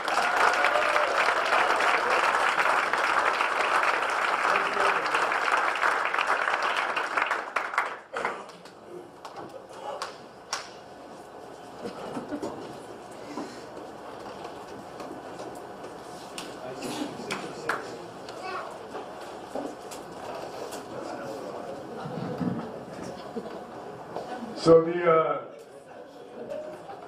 this next guy, the best person I can compare him to would be the Hulk, because when he turns green, God help the guy lined up on the other side of the ball. I'm serious, man. This guy's got a switch, right? He's the most respectful and the nicest guy that we got. And then all of a sudden, he takes a step onto that football field, and boom! He is pissed. He's ready to piss. Right? Doesn't matter who it is. It could be a practice too. But man, he plays right there in the middle. So whenever you guys are up there in the stands and somebody's making a tackle right in the middle, you don't know who it was. I can almost promise you that it was this guy. Right? He is the heart and soul of our defense right there in the front line. And when he's not headbutting dude and hitting him in the nuts, this guy is making tackles for a loss. And he is one of our most valuable guys that we got on the whole defense. He's a playmaker, and he's coming back next year as a returning starter. That's Sam Davis.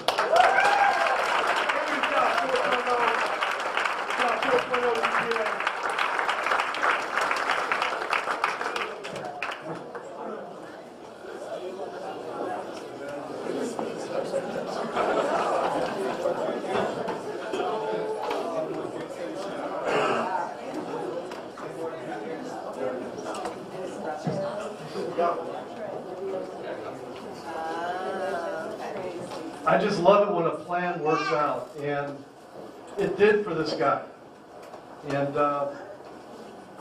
at the end of the school year last year, it wasn't looking good for Jared. His GPA was not where it needed to be. He was all over taking a class, and that didn't work out. And we all felt terrible for not just Jared, but also for Austin. It's a special thing to be able to share a football season with your brother. And Jared was ineligible at the beginning of the year. So we kept him on kept him on a contract. And what that basically entails is that he practices every day. And in that contract, he had to be there every day. Although he doesn't get to play on Fridays until the next grading period comes along. And there's some other things tied to that contract. And he stayed true to it. He stayed strong and got it done. And was eligible for like our last 2 regular season games. During the week, during the season, You know, he's one of the fastest guys. His first step as a defensive lineman is unparalleled. It's really, really something. And he's fast. His first step on offense is very fast as well. So we knew that if he was going to be able to hang in there, he was going to be able to help us, and that he did. He ended up coming in and starting for us at the strong guard position. And here we go, okay? Love it when things work out. Scholar athlete, 3.0 GPA.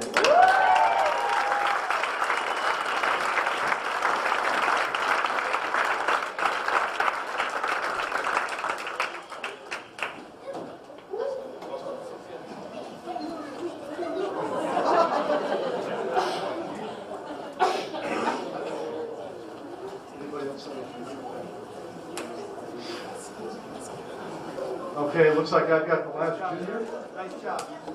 Okay. Oh, man. In spring training, it became really obvious to us that this guy was going to play for us somewhere. He was on the JV squad last year.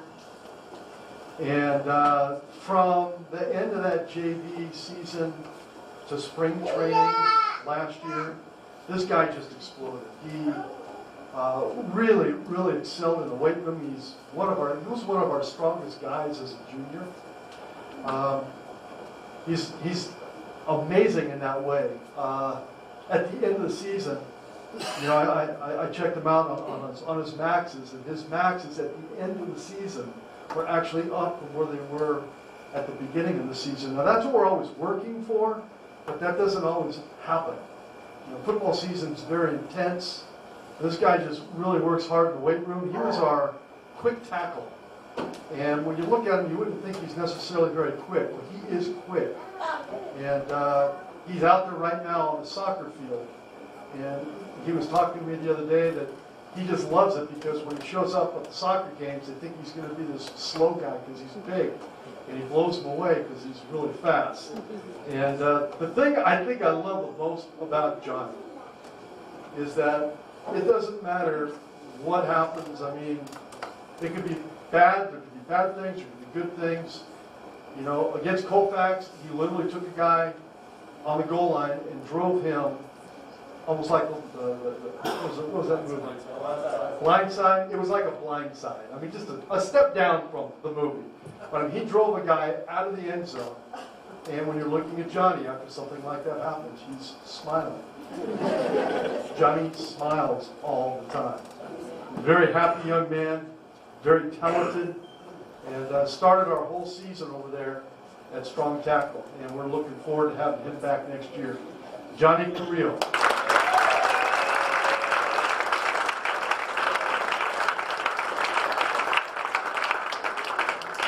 He's smiling, all right. Really good.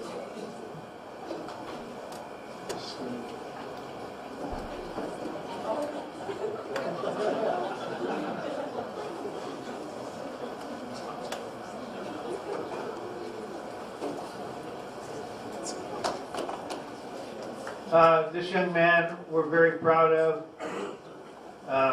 It takes guys that are unselfish to have a great football team.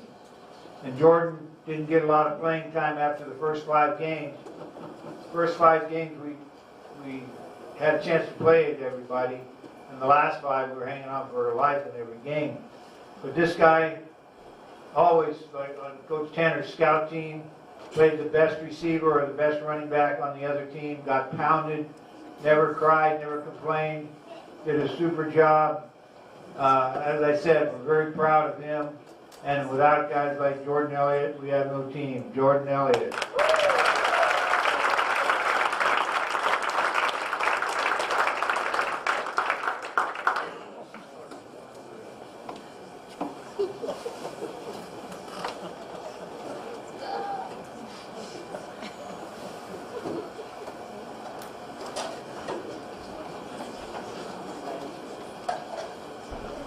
You know, if you hang around long enough, and if you work hard, good things are going to happen. And I think that applies to not just football. You know, just there's something to say for work ethic, and just always being there. And this young man was on our team last year, but he played in a very limited role. Just truthfully wasn't ready to play on the offensive line last year as a junior. And he took that very seriously because he worked his tail off.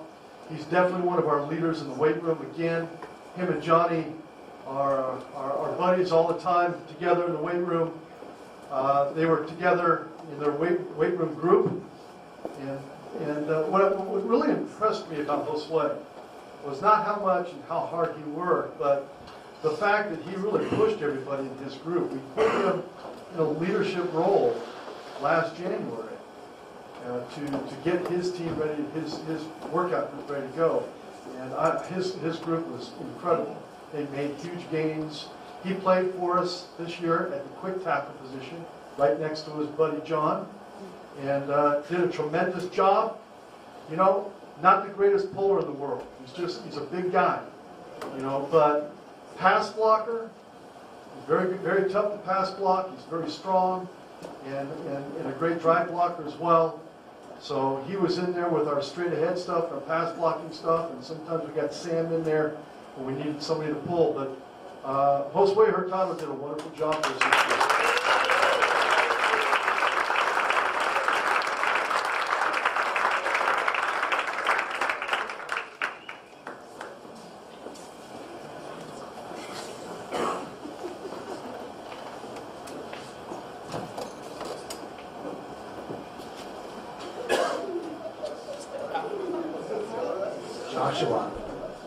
Josh Zimmer.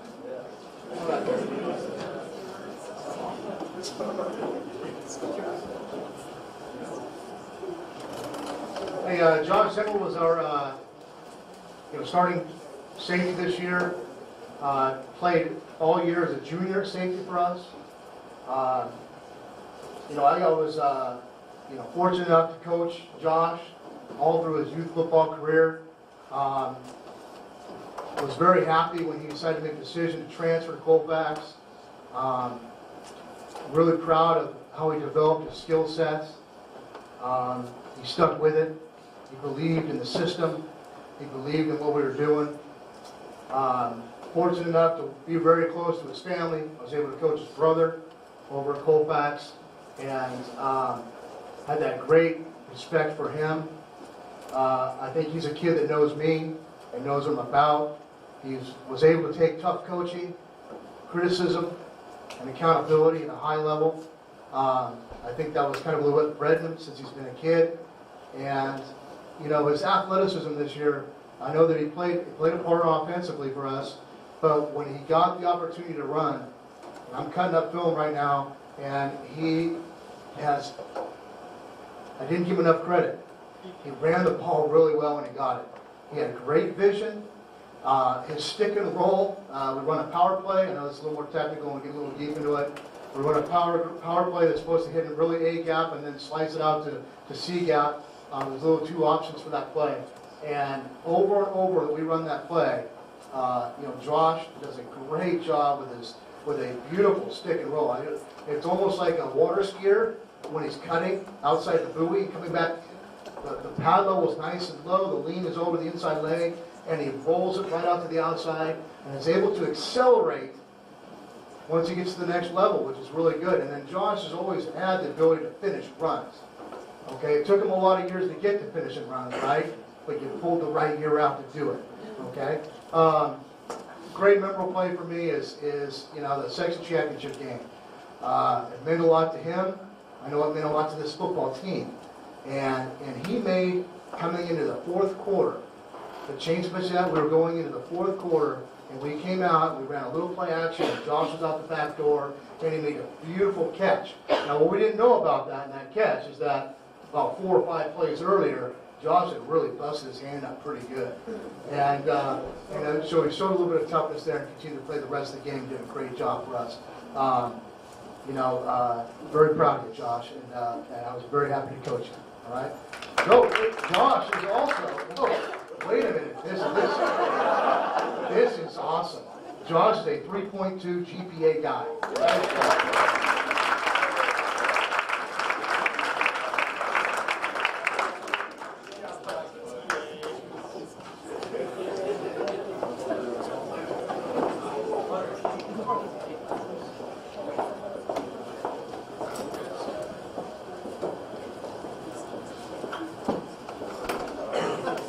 next young man has a special place in my heart. We spent a lot of time together on scout defense. He's a good guy. We had some great conversations. Coach Baggett here was running like an hour and a half of offensive drill. And me and Tommy Gunn would have some great talks. And sometimes he'd get bored over there and he'd say, Coach, I just want to hit somebody. And I said, you know what? Where's Carpenter at? You go and you hit Carpenter right with that ball staff. And if you guys know Carpenter, it was pretty funny. It was pretty funny. But Tommy Gunn, I'm going to miss you. We had some great talks. I mean, I love you, bud. You're a good guy, man. You have a big heart. Come on up.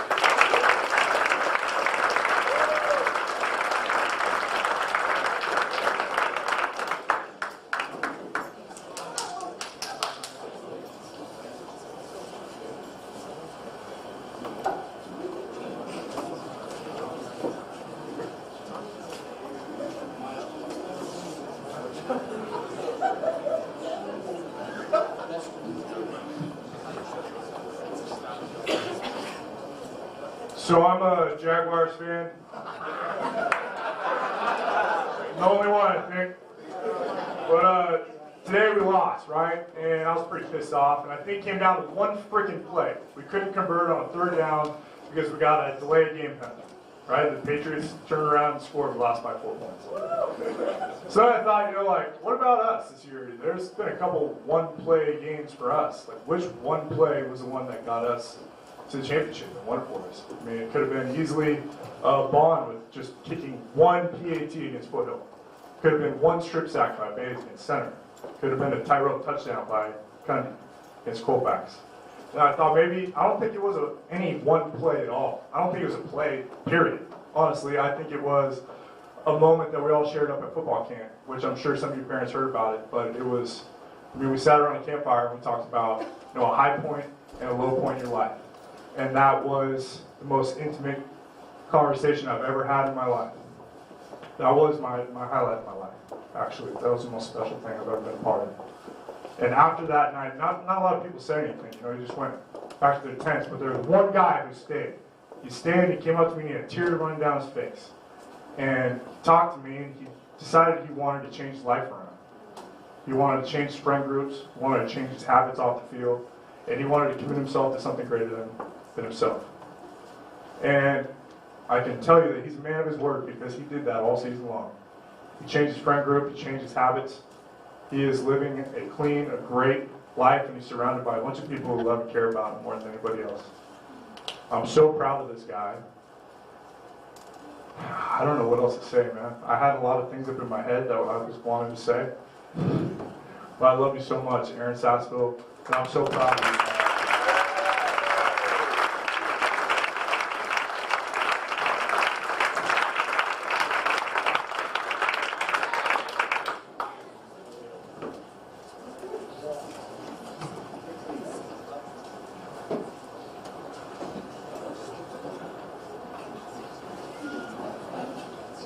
Well, it's, if you've never been the coach's son or one of the best players' dad out there, you can't really relate. You can sit up there in the stands and go, oh, he's playing because his dad's the coach.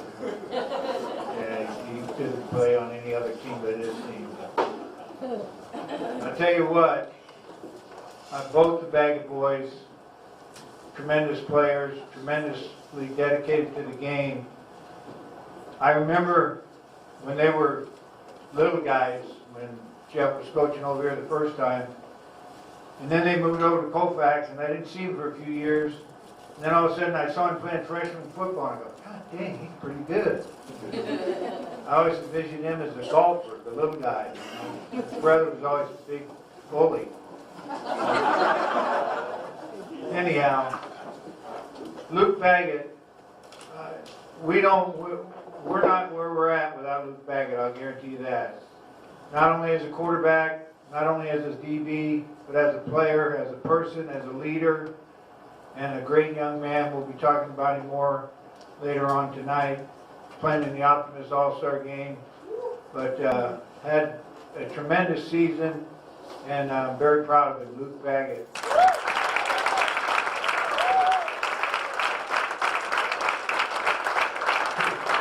3.0 GPA also.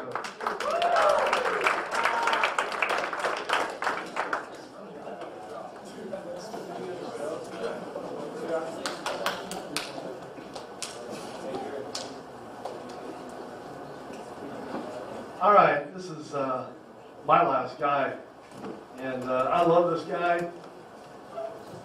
His journey has been interesting because he's just not, he has to work for everything he gets. And I like that. I felt like I was that way as a player. I wasn't super gifted. I had to work for anything that I got as a player, so I could really relate to this guy. And, you know, as a junior player and as a freshman player, you know, he was a different body type. He was a quarterback, receiver, linebacker type. And then his sophomore year came around, and he just grew. He grew, and he grew in a way that he was no longer going to be a quarterback for us, and he wasn't going to be a linebacker. So I approached him about being an offensive lineman. And I know he wasn't sure about that. He chose number 76, which was my number. I was pretty excited about that. And his junior year, I know that he didn't really enjoy his junior season very much because he really didn't get, there wasn't much of an impact on the field. And I know that we've got guys in the room like that right now. I hope you're listening because at this banquet last year in this room, you know, I looked at this guy and I said, listen, this is, you know, it's your job to lose. You're an offensive lineman. It's your job to lose. You're going to get the first look next year. And he took it and he ran with it. And he started for us all season long. Not only did he start for us all season long, but he played a lot on defense for Coach Sweeney and Coach Chiardi over here. Also a team captain. Ended up making all league and made all Metro as well. And this is a guy that I know a year ago was thinking about not playing the senior season. Am I right about that? So again, stick with it. Set goals, work your butt off, and good things happen. This guy turned out to be one heck of a football player for us. Very smart. You know, it's crazy to think that he's only played 2 years of offensive line. Because he was our stronger tackle, but he also played tight end, which he loved that. He loved that. Had played tight end game, and we lost Garrett, and he was sick. And he stepped in, did a good job for us. But he knew the guard position, he knew both guard positions, both tackle positions. He could basically do anything we needed him to do in the offensive line. Also a scholar athlete, and just a great kid, Caden Alper.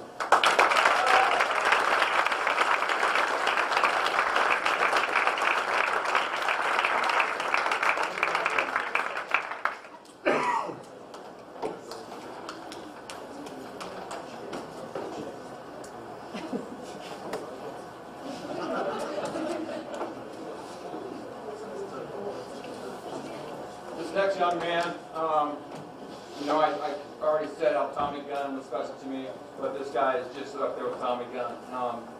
It's very important to me that that he be a good person instead of a good player. And this guy has some character values that I think that every ball player should have. He's very talented. He's going to be very successful in his life, whatever he chooses to do, wherever he throws up or lives. He's going to be, he's going to give his community a lot. Scholar athlete, Lucas Brody, come on up, buddy.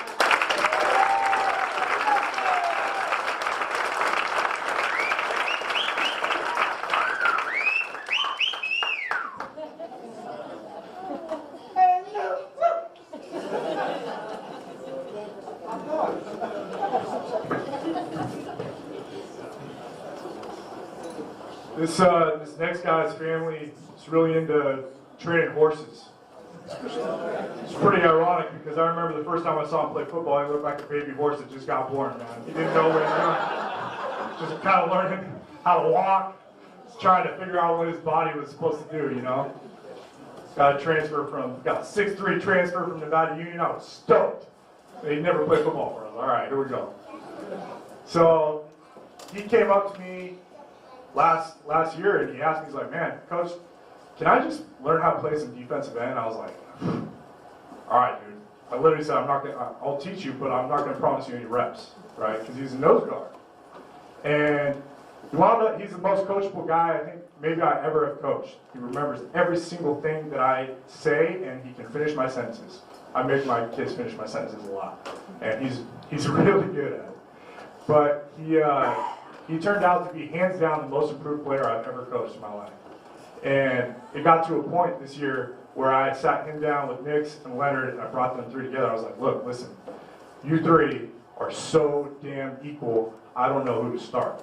So that's what I'm going to do. I'm going to keep the guys that I have been starting, which were Leonard and Nix. I'm going to keep these guys in the game.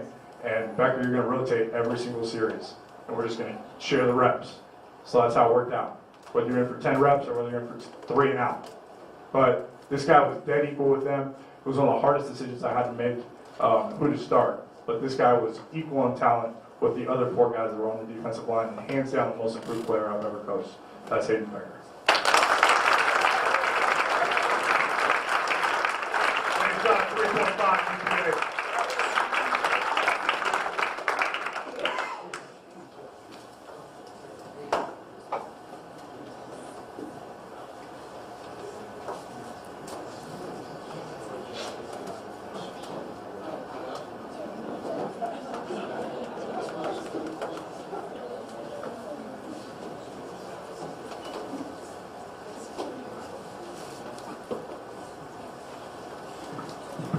After our 3-7 season, you do a lot of gut checking, self-analysis of yourself as a coach. And I sat down with Scott and Terry, and we declared that we pretty much need to build this team around this guy offensively. Without a doubt, was our most explosive.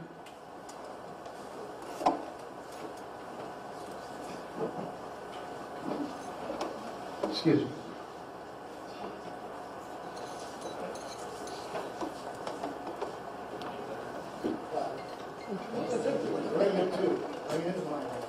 So excuse me, it's Norwegian in me, I get a little emotional. Okay. Sometimes it comes out in anger and sometimes it comes out in so sorry about that. It just, you know, we knew going into the season we had to build it around him. We knew that, you know, he was a special type of player. So we geared this offense towards him. We had the outside perimeter run specifically for him, and he did not disappoint us. He was literally 14 points a game for us. Stephen Taylor by himself was 14 points a game by himself. Now, we did with the offensive line, but once he got going, he can make things happen. Cutting up film right now, really watching it, and you know, I showed Luke a couple things and said, wow, this kid was just impressive.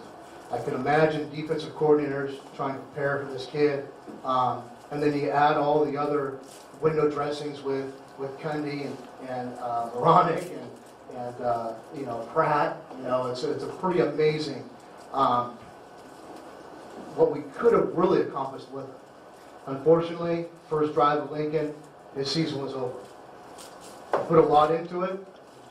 He spent many hours in unscripted practices with me, Luke, and the other receivers, putting in extra time to put this football team in a position to win. And for all that to go away, man, as a senior, that's very, very tough.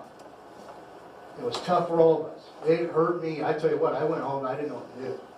I was, you know, as a coach, you build this, and it was just kind of tough not having him. But he was still there for us.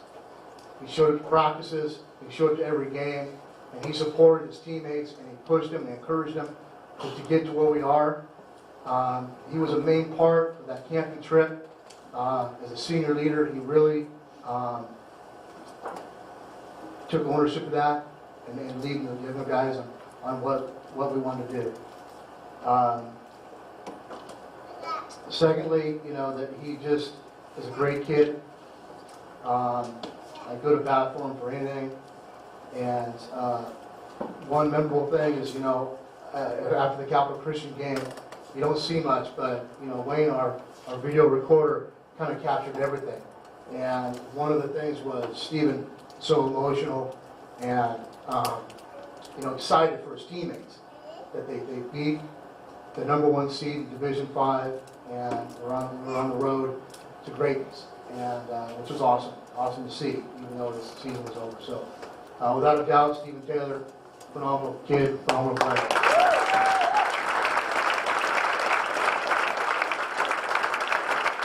Stephen's also a 3.6 GPA.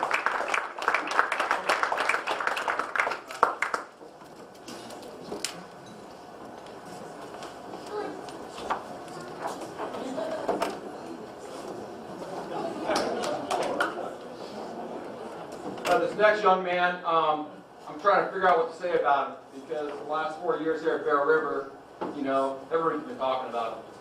Guys like this do not come around very often. I've been coaching for a long, long time, and I've only seen one of them since Mr. Bay's here. I remember his freshman year. That guy, he shut down Marysville. They forfeit their game or something. He knocked so many kids out they had to cancel the game there. He's one of the only kids I know that his freshman year he scored a touchdown on a freshman team, he scored a touchdown on the JV team, he scored a touchdown on the varsity team, all in the same year. He's been in 3 section championship games, winning 2 of those. Top it off against Colfax, both of them. We'll probably talk about it more later on tonight. I'm excited about the future, I'm telling you. Also, fellow athlete, no surprise there, with a 3.0 GPA off the bench.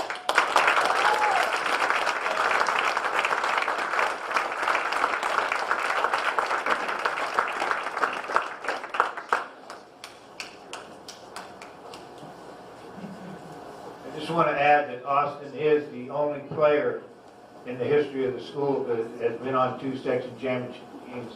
That's pretty dang good.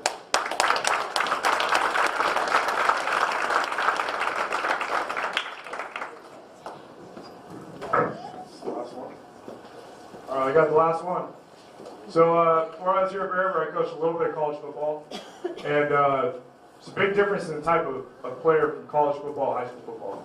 College usually got the right guy with the right height, right weight, right speed. He's usually the best guy at his position, at his school, and usually in his conference, sometimes in the section, right? And then the difference is you got high school kids.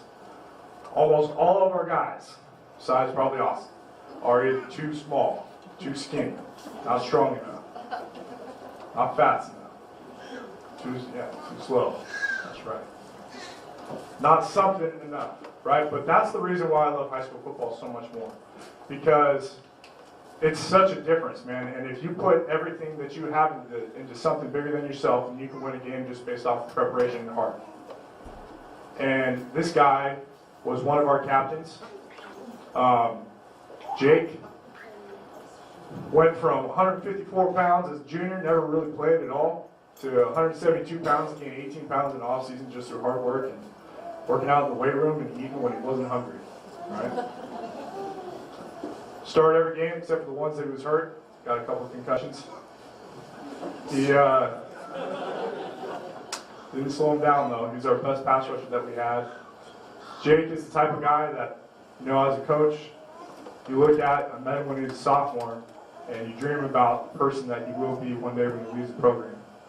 And Jake is exactly what I would hope to see from any of you guys. A lot of you guys have achieved. And he's everything that I would have hoped that he would turn out to be. I'm very proud of him. He's also got 3.5 GPA.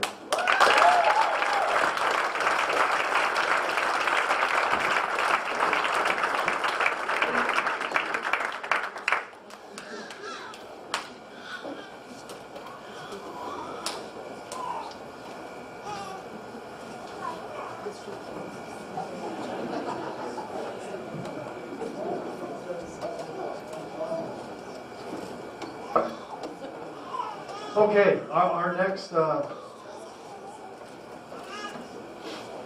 step is to honor our all-league players. And the following guys were second team all Pioneer Valley League. Josh Zimmer is a running back. Yeah.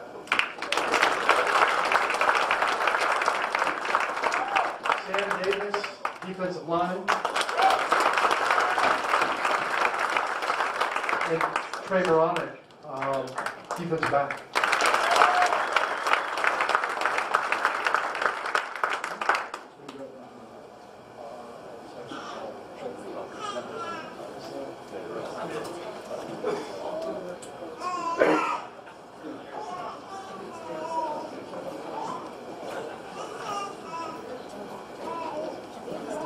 Our first team player gets a certificate. First team players get certificates and get patched for their jacket. And Coach was referring to the picture flag that they get as well. The pictures of Brian O'Brien. We appreciate him doing that for us.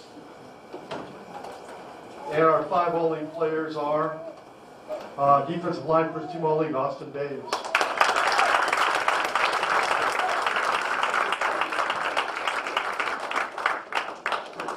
First team offensive line, Caden Alberg.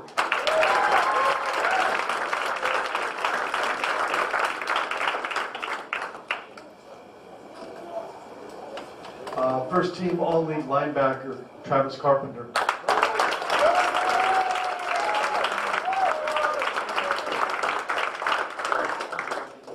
First team All-PVL, defensive back, Luke Banquet.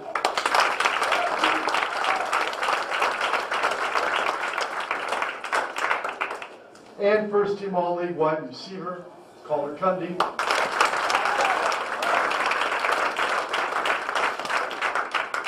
Know that we can't vote for our own guys.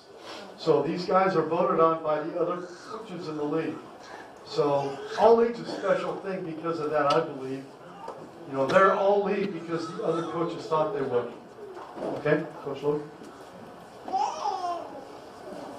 We have a thing we call the 4-year Letterman Award. Played all 4 years of football here at Bear River, or you came in from another school and you played all 4 years. And we have a special little medallion for these players. And this year our 4-year guys are Caden Alberg, Luke Baggett, Travis Carpenter, Jake Leonard, Stephen Taylor, and Josh Zimmer.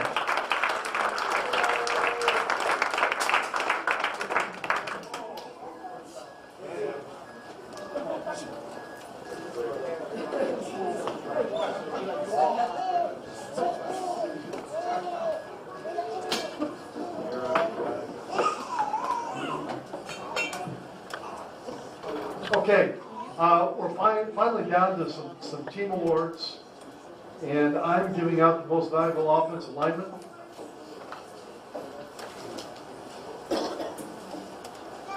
And I mentioned some things about this guy earlier. Came a long way in a year. Worked very hard in the weight room. Very smart player. Played a lot of different things for us when we needed him to.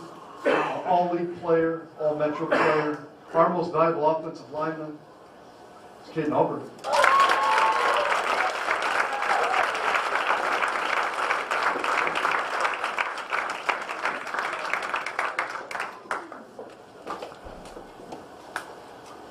So I got most valuable defensive lineman, and after every single game, watch a lot of film. I watch every single play, grade every single player on every single play. At the end of all those, I add them all up, all their pluses and minuses, average them out, and I give them a score, right? And every single minus that they get, they have to fix that, and have to give me a little report and tell me what they did wrong so that they don't do it again, hopefully. This guy consistently scored at the very top every single week. This guy made the least amount of mistakes, and he made the most plays. I'm telling you, he made sometimes, like 6, 7 tackles for a loss in a freaking game. Right? And it's really hard for the stat guys to see that because he's right in the freaking middle of the defense, not getting the credit that he deserves all the time. Name in the paper, announcers. But this guy is hands down our most valuable defensive lineman, and this is weird because it usually goes to a senior, right? But this is a junior. It goes to Sam Davis.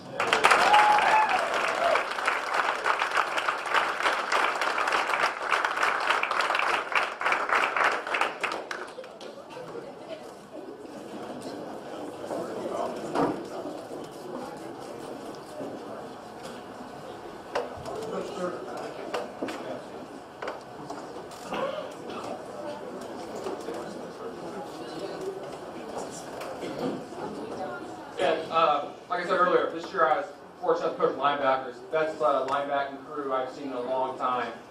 So this award goes to the best linebacker of Bear River this year, which is pretty much an honor because there was some tough competition. Unfortunately, he's not here for reasons we know why. But Travis Carpenter, we owe a lot of gratitude for him, man. He did a lot of positive things for this team on the football field. He's one of the main reasons we won a section title. Travis Carpenter was the guy that we needed on the field. He was the guy that was not intimidated by anybody.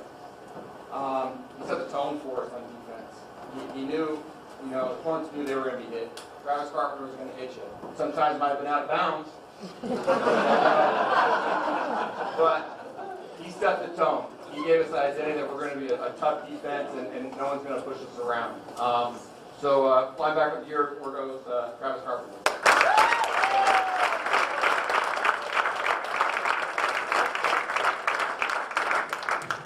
The next award I have here is called the Bone Crusher. This young man, he would start off at defensive end. We moved to linebacker. I had my doubts. Didn't know what he could do at linebacker, to be honest with you. But when we scrimmaged Nevada Union, I don't know if you remember this, we scrimmaged Nevada Union, and I always, preach fly to the ball, man. Great things happen when you fly to the ball, bad things happen when you don't. This guy flying the ball full speed and just destroyed the Nevada Union runner. He pops up and he starts beating his chest. And he starts pointing in the stands to all his buddies who decide not to play this year. And I knew at that moment that he was going to be a Mike linebacker for us. And this is called Bone Crusher, and that's perfect for this guy. I'm looking for great things from him next year. Garrett Pratt.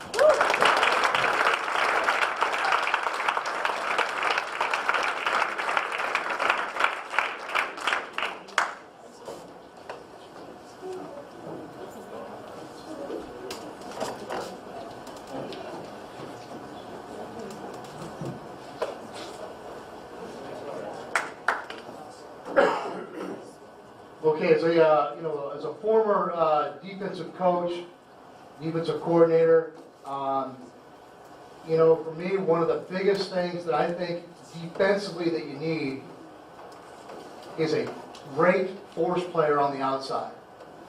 A corner that can lock down one of their best guys, a corner that you can isolate so that on the backside, so you can do other things on the front side. So you can creatively load the box, certain ways to stop the run. And for us, that we knew this guy was our guy that was going to be on the single receiver side, isolated on an island by himself, so that we can stop the run and do other things. Without a doubt, he's made some great plays for us. He did a great job on the run to his side. Made great plays. You'll see on the video, in a couple weeks, and he got very confident in his two-hand reroute, throwing the timing off. Many teams took many shots at him, and most of the time, if not all the time, they were defended very well by him. He had many picks, one for a touchdown against Pershing County. And has done a great job for us. And we know that he's going to continue to be one of the outstanding football players in Bear River history, and really proud of his growth this year, his maturity, be able to get through some injuries, and really going to be excited to see what he can do his senior year. But our defensive MVP, defensive most valuable defensive back is going to go to Calder Cundy.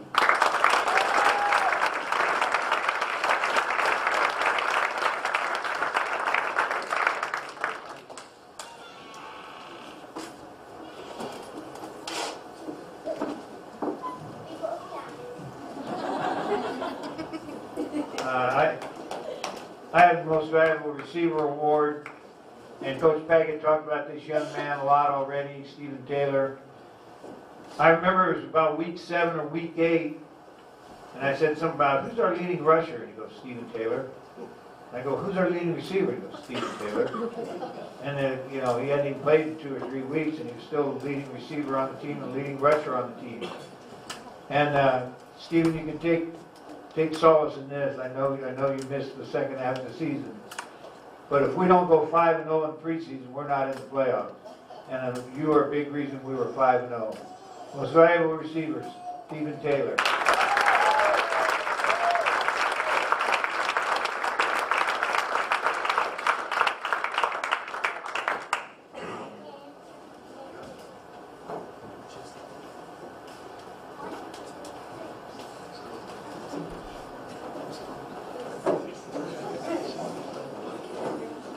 Hey guys, sorry for Brady being a distraction, but he really wants to help me give out this award. A kid that we asked a lot of as a offensive back, okay? With our formation changes and everything we do, there's so many different things that involve being an offensive back for us in the wing tee sometimes in shotgun, sometimes we're doing spread stuff. It's so variable with what we do. And when Steven went down, we asked this kid to take over a load that was unrealistic. I mean, you talk about every single play we run, the whole season had Steven in it. And so when Steven leaves, you got to fill in a huge void. And we asked the kid to fill that void, and not only did he fill the void, he went out and got second team all lead. He went out and made plays all through the playoffs, and he was a receiver, he was a back, he was everything we ever asked of him. And Trey Moronic, you were fantastic.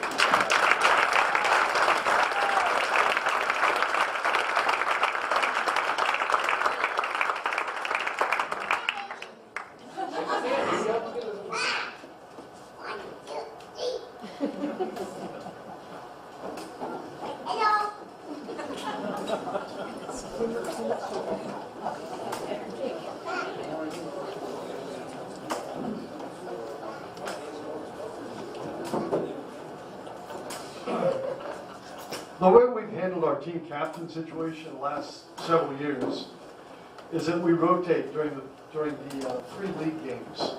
And we're really looking to see who those guys were going to be, that were going to stand up and not just play well, and not just represent well as captains on game night, but that they're going to act like captains during the week as well. And here's the 4 that we ended up with, and they became our captains throughout the PBL play and the playoffs. Luke Baggett, Stephen Taylor,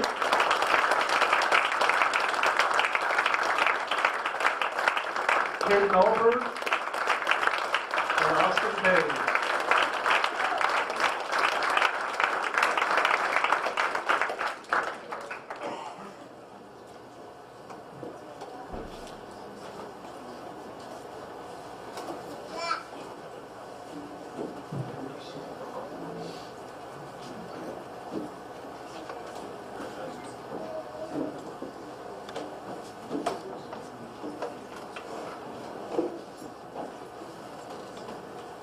This is my last trip up here, so parents, thank you guys so much for having such great kids.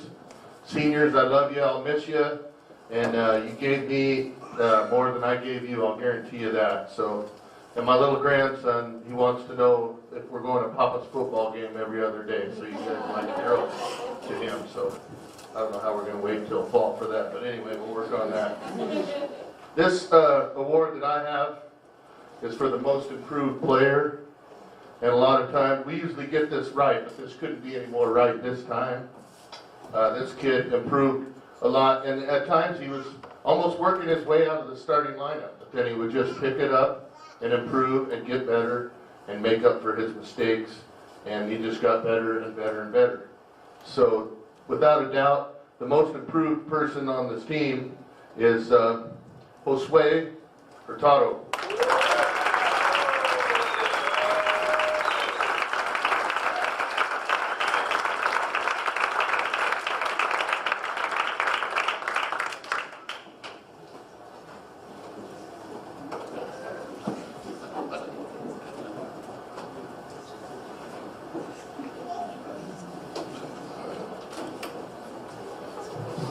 Okay, so I'm giving out the Rudy Award, I guess, to the guy that really works hardest.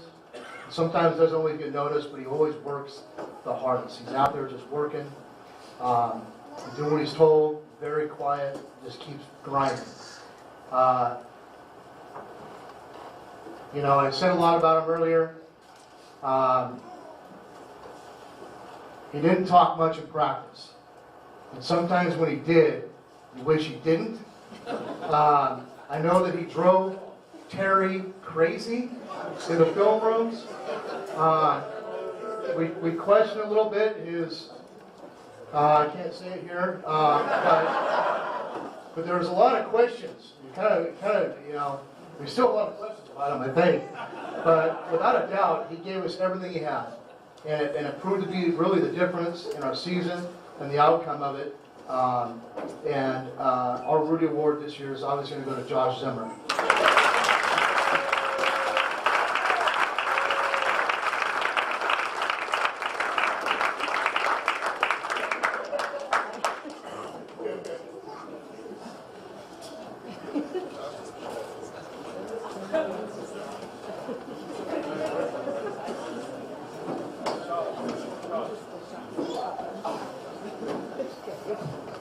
This one's a coach's award. Coach Savoy and I are giving it out together, but I'm going to talk.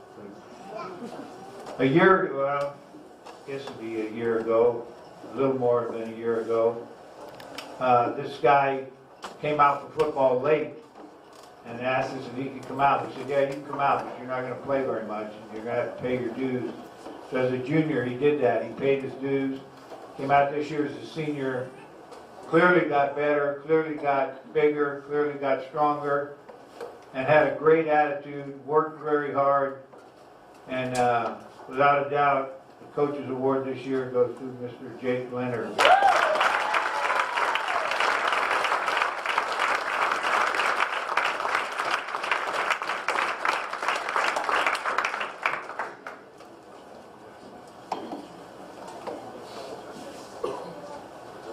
He's also a great weed eater, if you need a weed eater.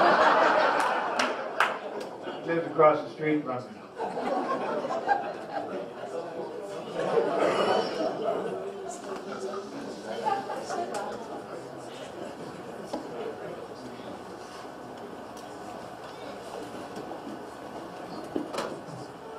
So we went with, instead of having a defensive and offensive MVP, we went with a co-team MVP. And sometimes that's hard, you know, to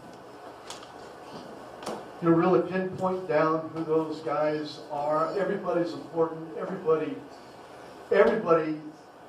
earned that ring and that hat that they're wearing. You know, but these guys, you know, Coach had mentioned, you know, something about Luke earlier. You know, would we be sitting here section championships without Luke? Well, this guy, to me, is right there with them.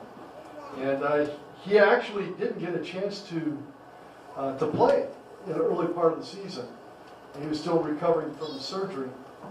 And I knew we had something going when we were able to win some games there without him. And once we got him, you know, defensively, you probably saw him playing a lot of different places. And he's a linebacker sometimes, he's a rover sometimes, a defensive end other times.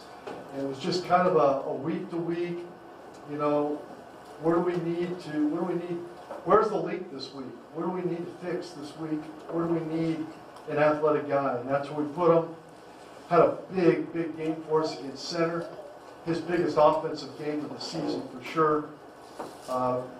Just ran wild in that game, and he's just been a pleasure to coach for 4 years. And I can't believe it. It's been, you know, 4 seasons. I remember him as you know, he was about as big now, or big as a freshman as he is now, but his voice has changed quite a bit. It's been just a pleasure coaching him, and it's going to be fun to see where this guy ends up. I know he's got some football ahead of him, but on top of that, he's going to do some great things in life. He's a great young man, very intelligent. You know, he's got Ivy League type grades. He's got a future ahead of him. So, without further ado, co-MVP, Mr. Austin Davis.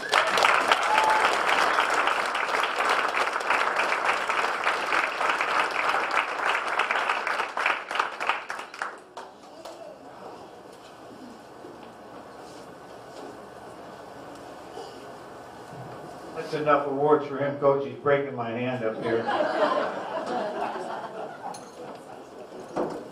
Last but not least, our other co-MVP, I don't think it's a secret or a surprise.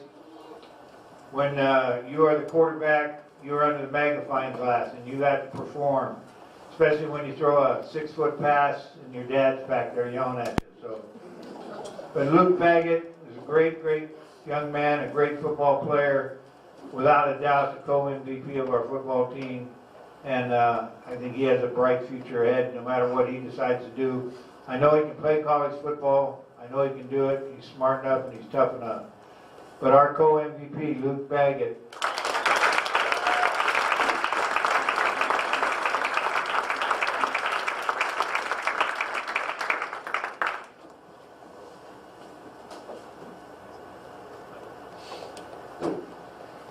You know, the end of the season came, and it was kind of cool. Coach Logan and I looked at each other, and it's like, good things just keep happening.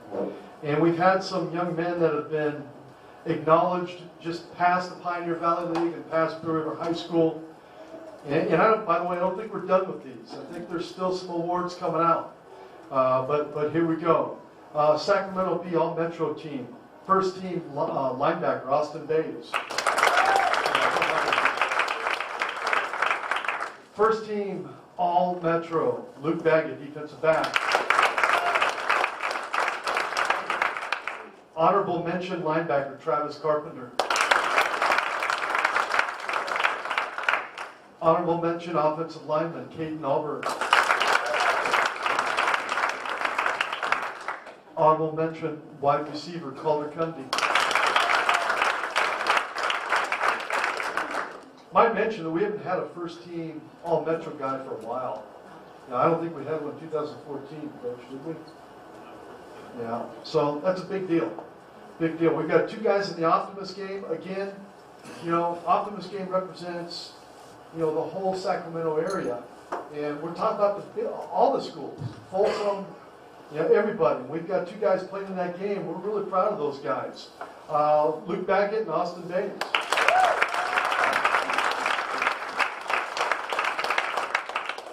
Some of these things are a little bit hard to find on the internet.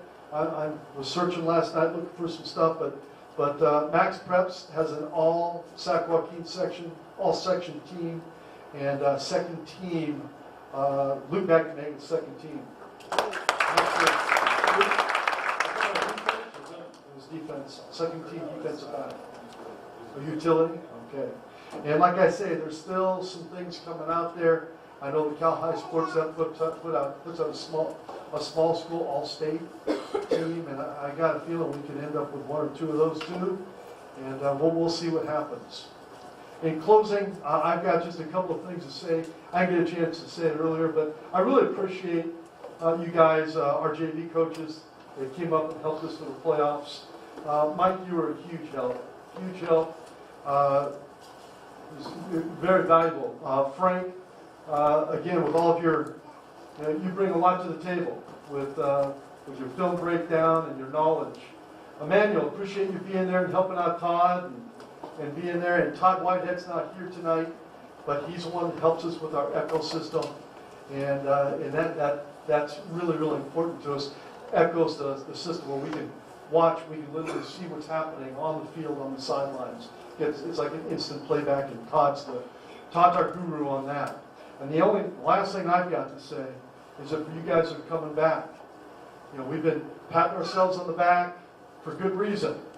Had a lot to celebrate tonight, but it is January and it's time to get busy. It's time to get busy. It's time to get to work, and that's happening tomorrow.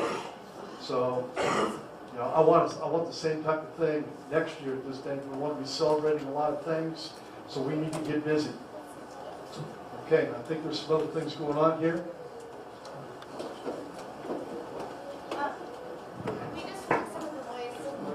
We just want some of the boys to talk on behalf of the coaches and give them their coaches' gifts, and then we'll let you guys go. Sorry, I know it's long.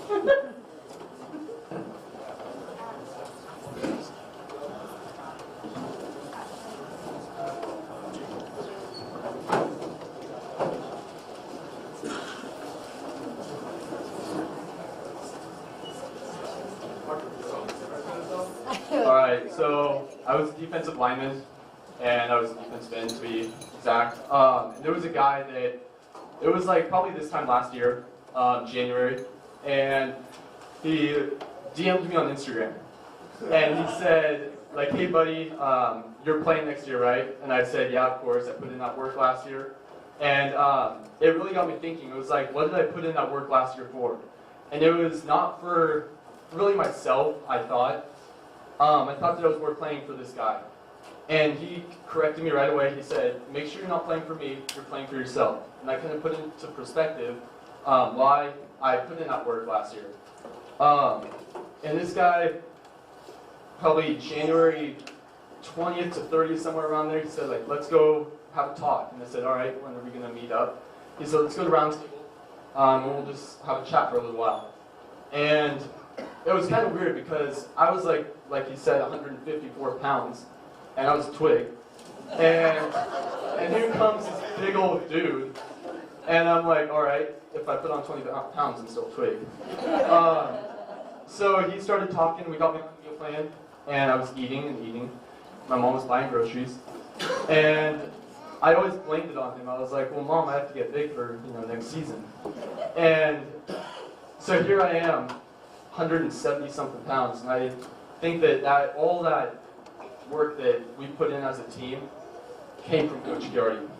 And I don't think that our team would be standing here with a section championship if it wasn't for him.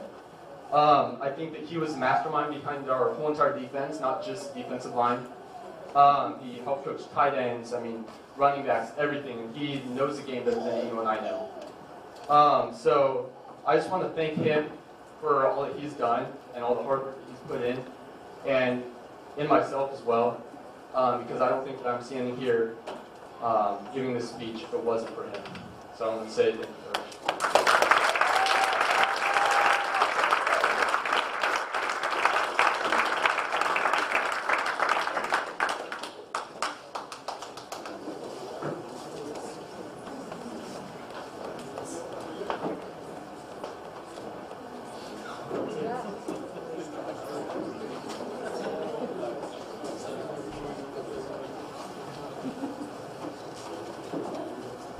Okay, so this guy, I felt sort of uncomfortable at first because I came in at the beginning of the season during spring practice and the beginning of summer practice, not knowing who he was, and a lot of the linebackers already knew who he was from, I guess, prior years. And so I was a little intimidated, and I don't know, I found out pretty quickly that I don't know, as long as I tried my hardest and everything, he made you feel good. I also noticed that, I don't know. I noticed that the more he made fun of you, that was because he liked you and not because he hated you. So I don't know. I got made fun of quite a bit. But anyway, so I don't know. I have to thank this guy a lot. He was always there for me throughout the season. Whether I was playing or not playing, he was always there for moral support and, told me what I was doing wrong and how I could improve. And I just owe a lot to this guy. So anyway, Coach Turner.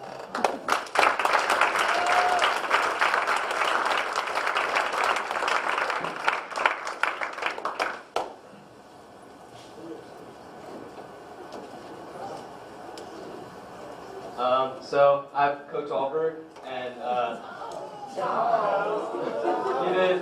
he did a lot of behind the things for our team, behind the scenes, and he drove all the equipment to every single game. He was at every single practice. I think he really took care of us. Anytime someone's equipment like helmets, shoulder pads were missing anything, he got on it right away, and he took care of us really well. And yeah.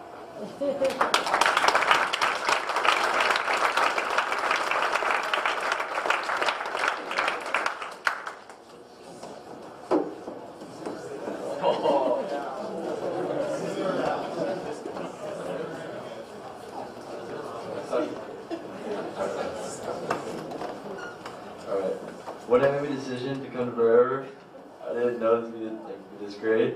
I suck at reading. I want to thank you for like always pushing me and being at practice every day and making me become a better person too. And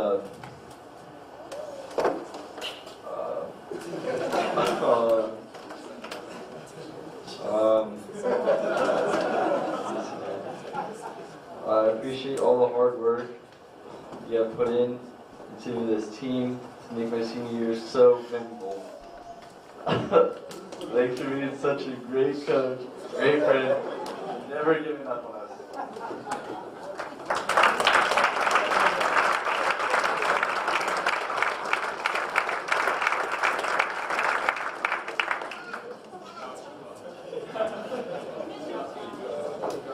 So, this coach, he missed a little bit of the beginning of the season because he was in the hospital, and I was glad he came back.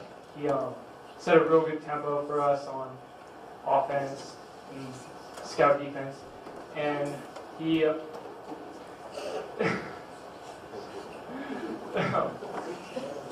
he's just a lot. He was a lot of fun to have around because he always made a lot of jokes. And I'm just glad to have him around.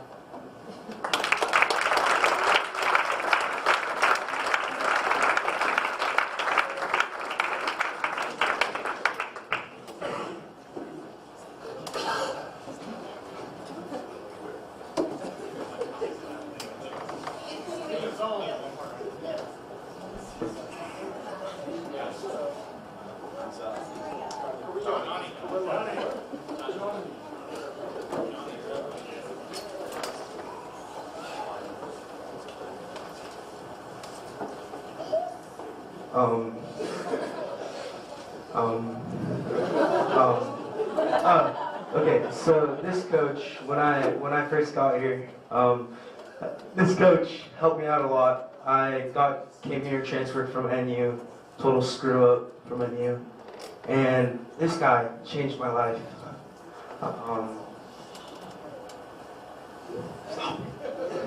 Okay, and well, Coach Mathias, you made a great impact in my life when I came from NU, and you've always pushed me to my ability 100%. Seen you on scout team, throwing me on the ground, me throwing you on the ground, back and forth. I just want to thank you for all that time you gave me. Thank you.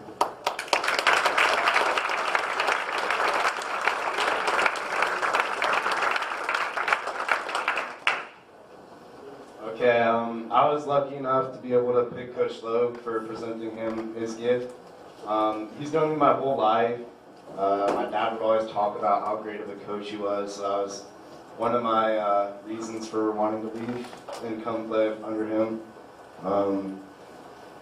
I got to play defense for him for 2 years. I got to be in the secondary with him. So we'd sort of argue about what cover should be in and whatnot, but it was always some good fun, and I'd always, it's my favorite part when he'd get mad. And he'd scream, and then Zimmer would say some sarcastic comment, but it was all in good fun. He cares so much about the game, and he always puts us in the best position to win each game. Even though he's going through a lot personally, he's always out there every day with us, battling through what he's going through. It just means a lot to me. So thank you for everything you've done for us and for me, especially the last 2 years.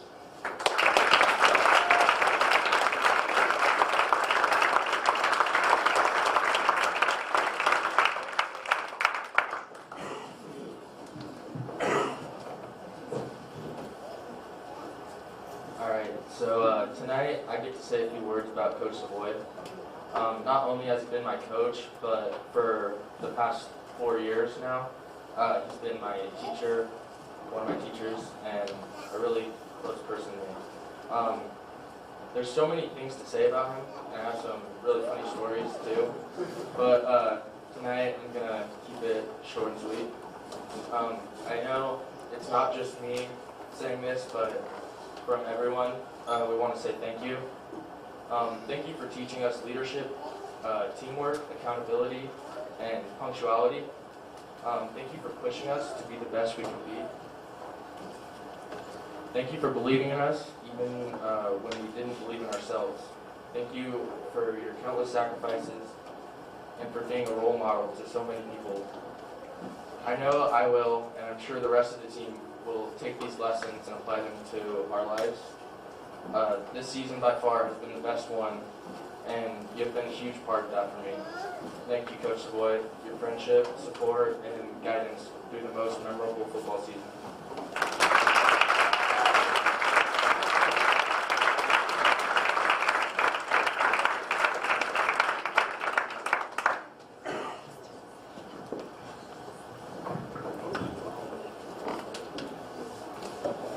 Well, I think there's some cake back there.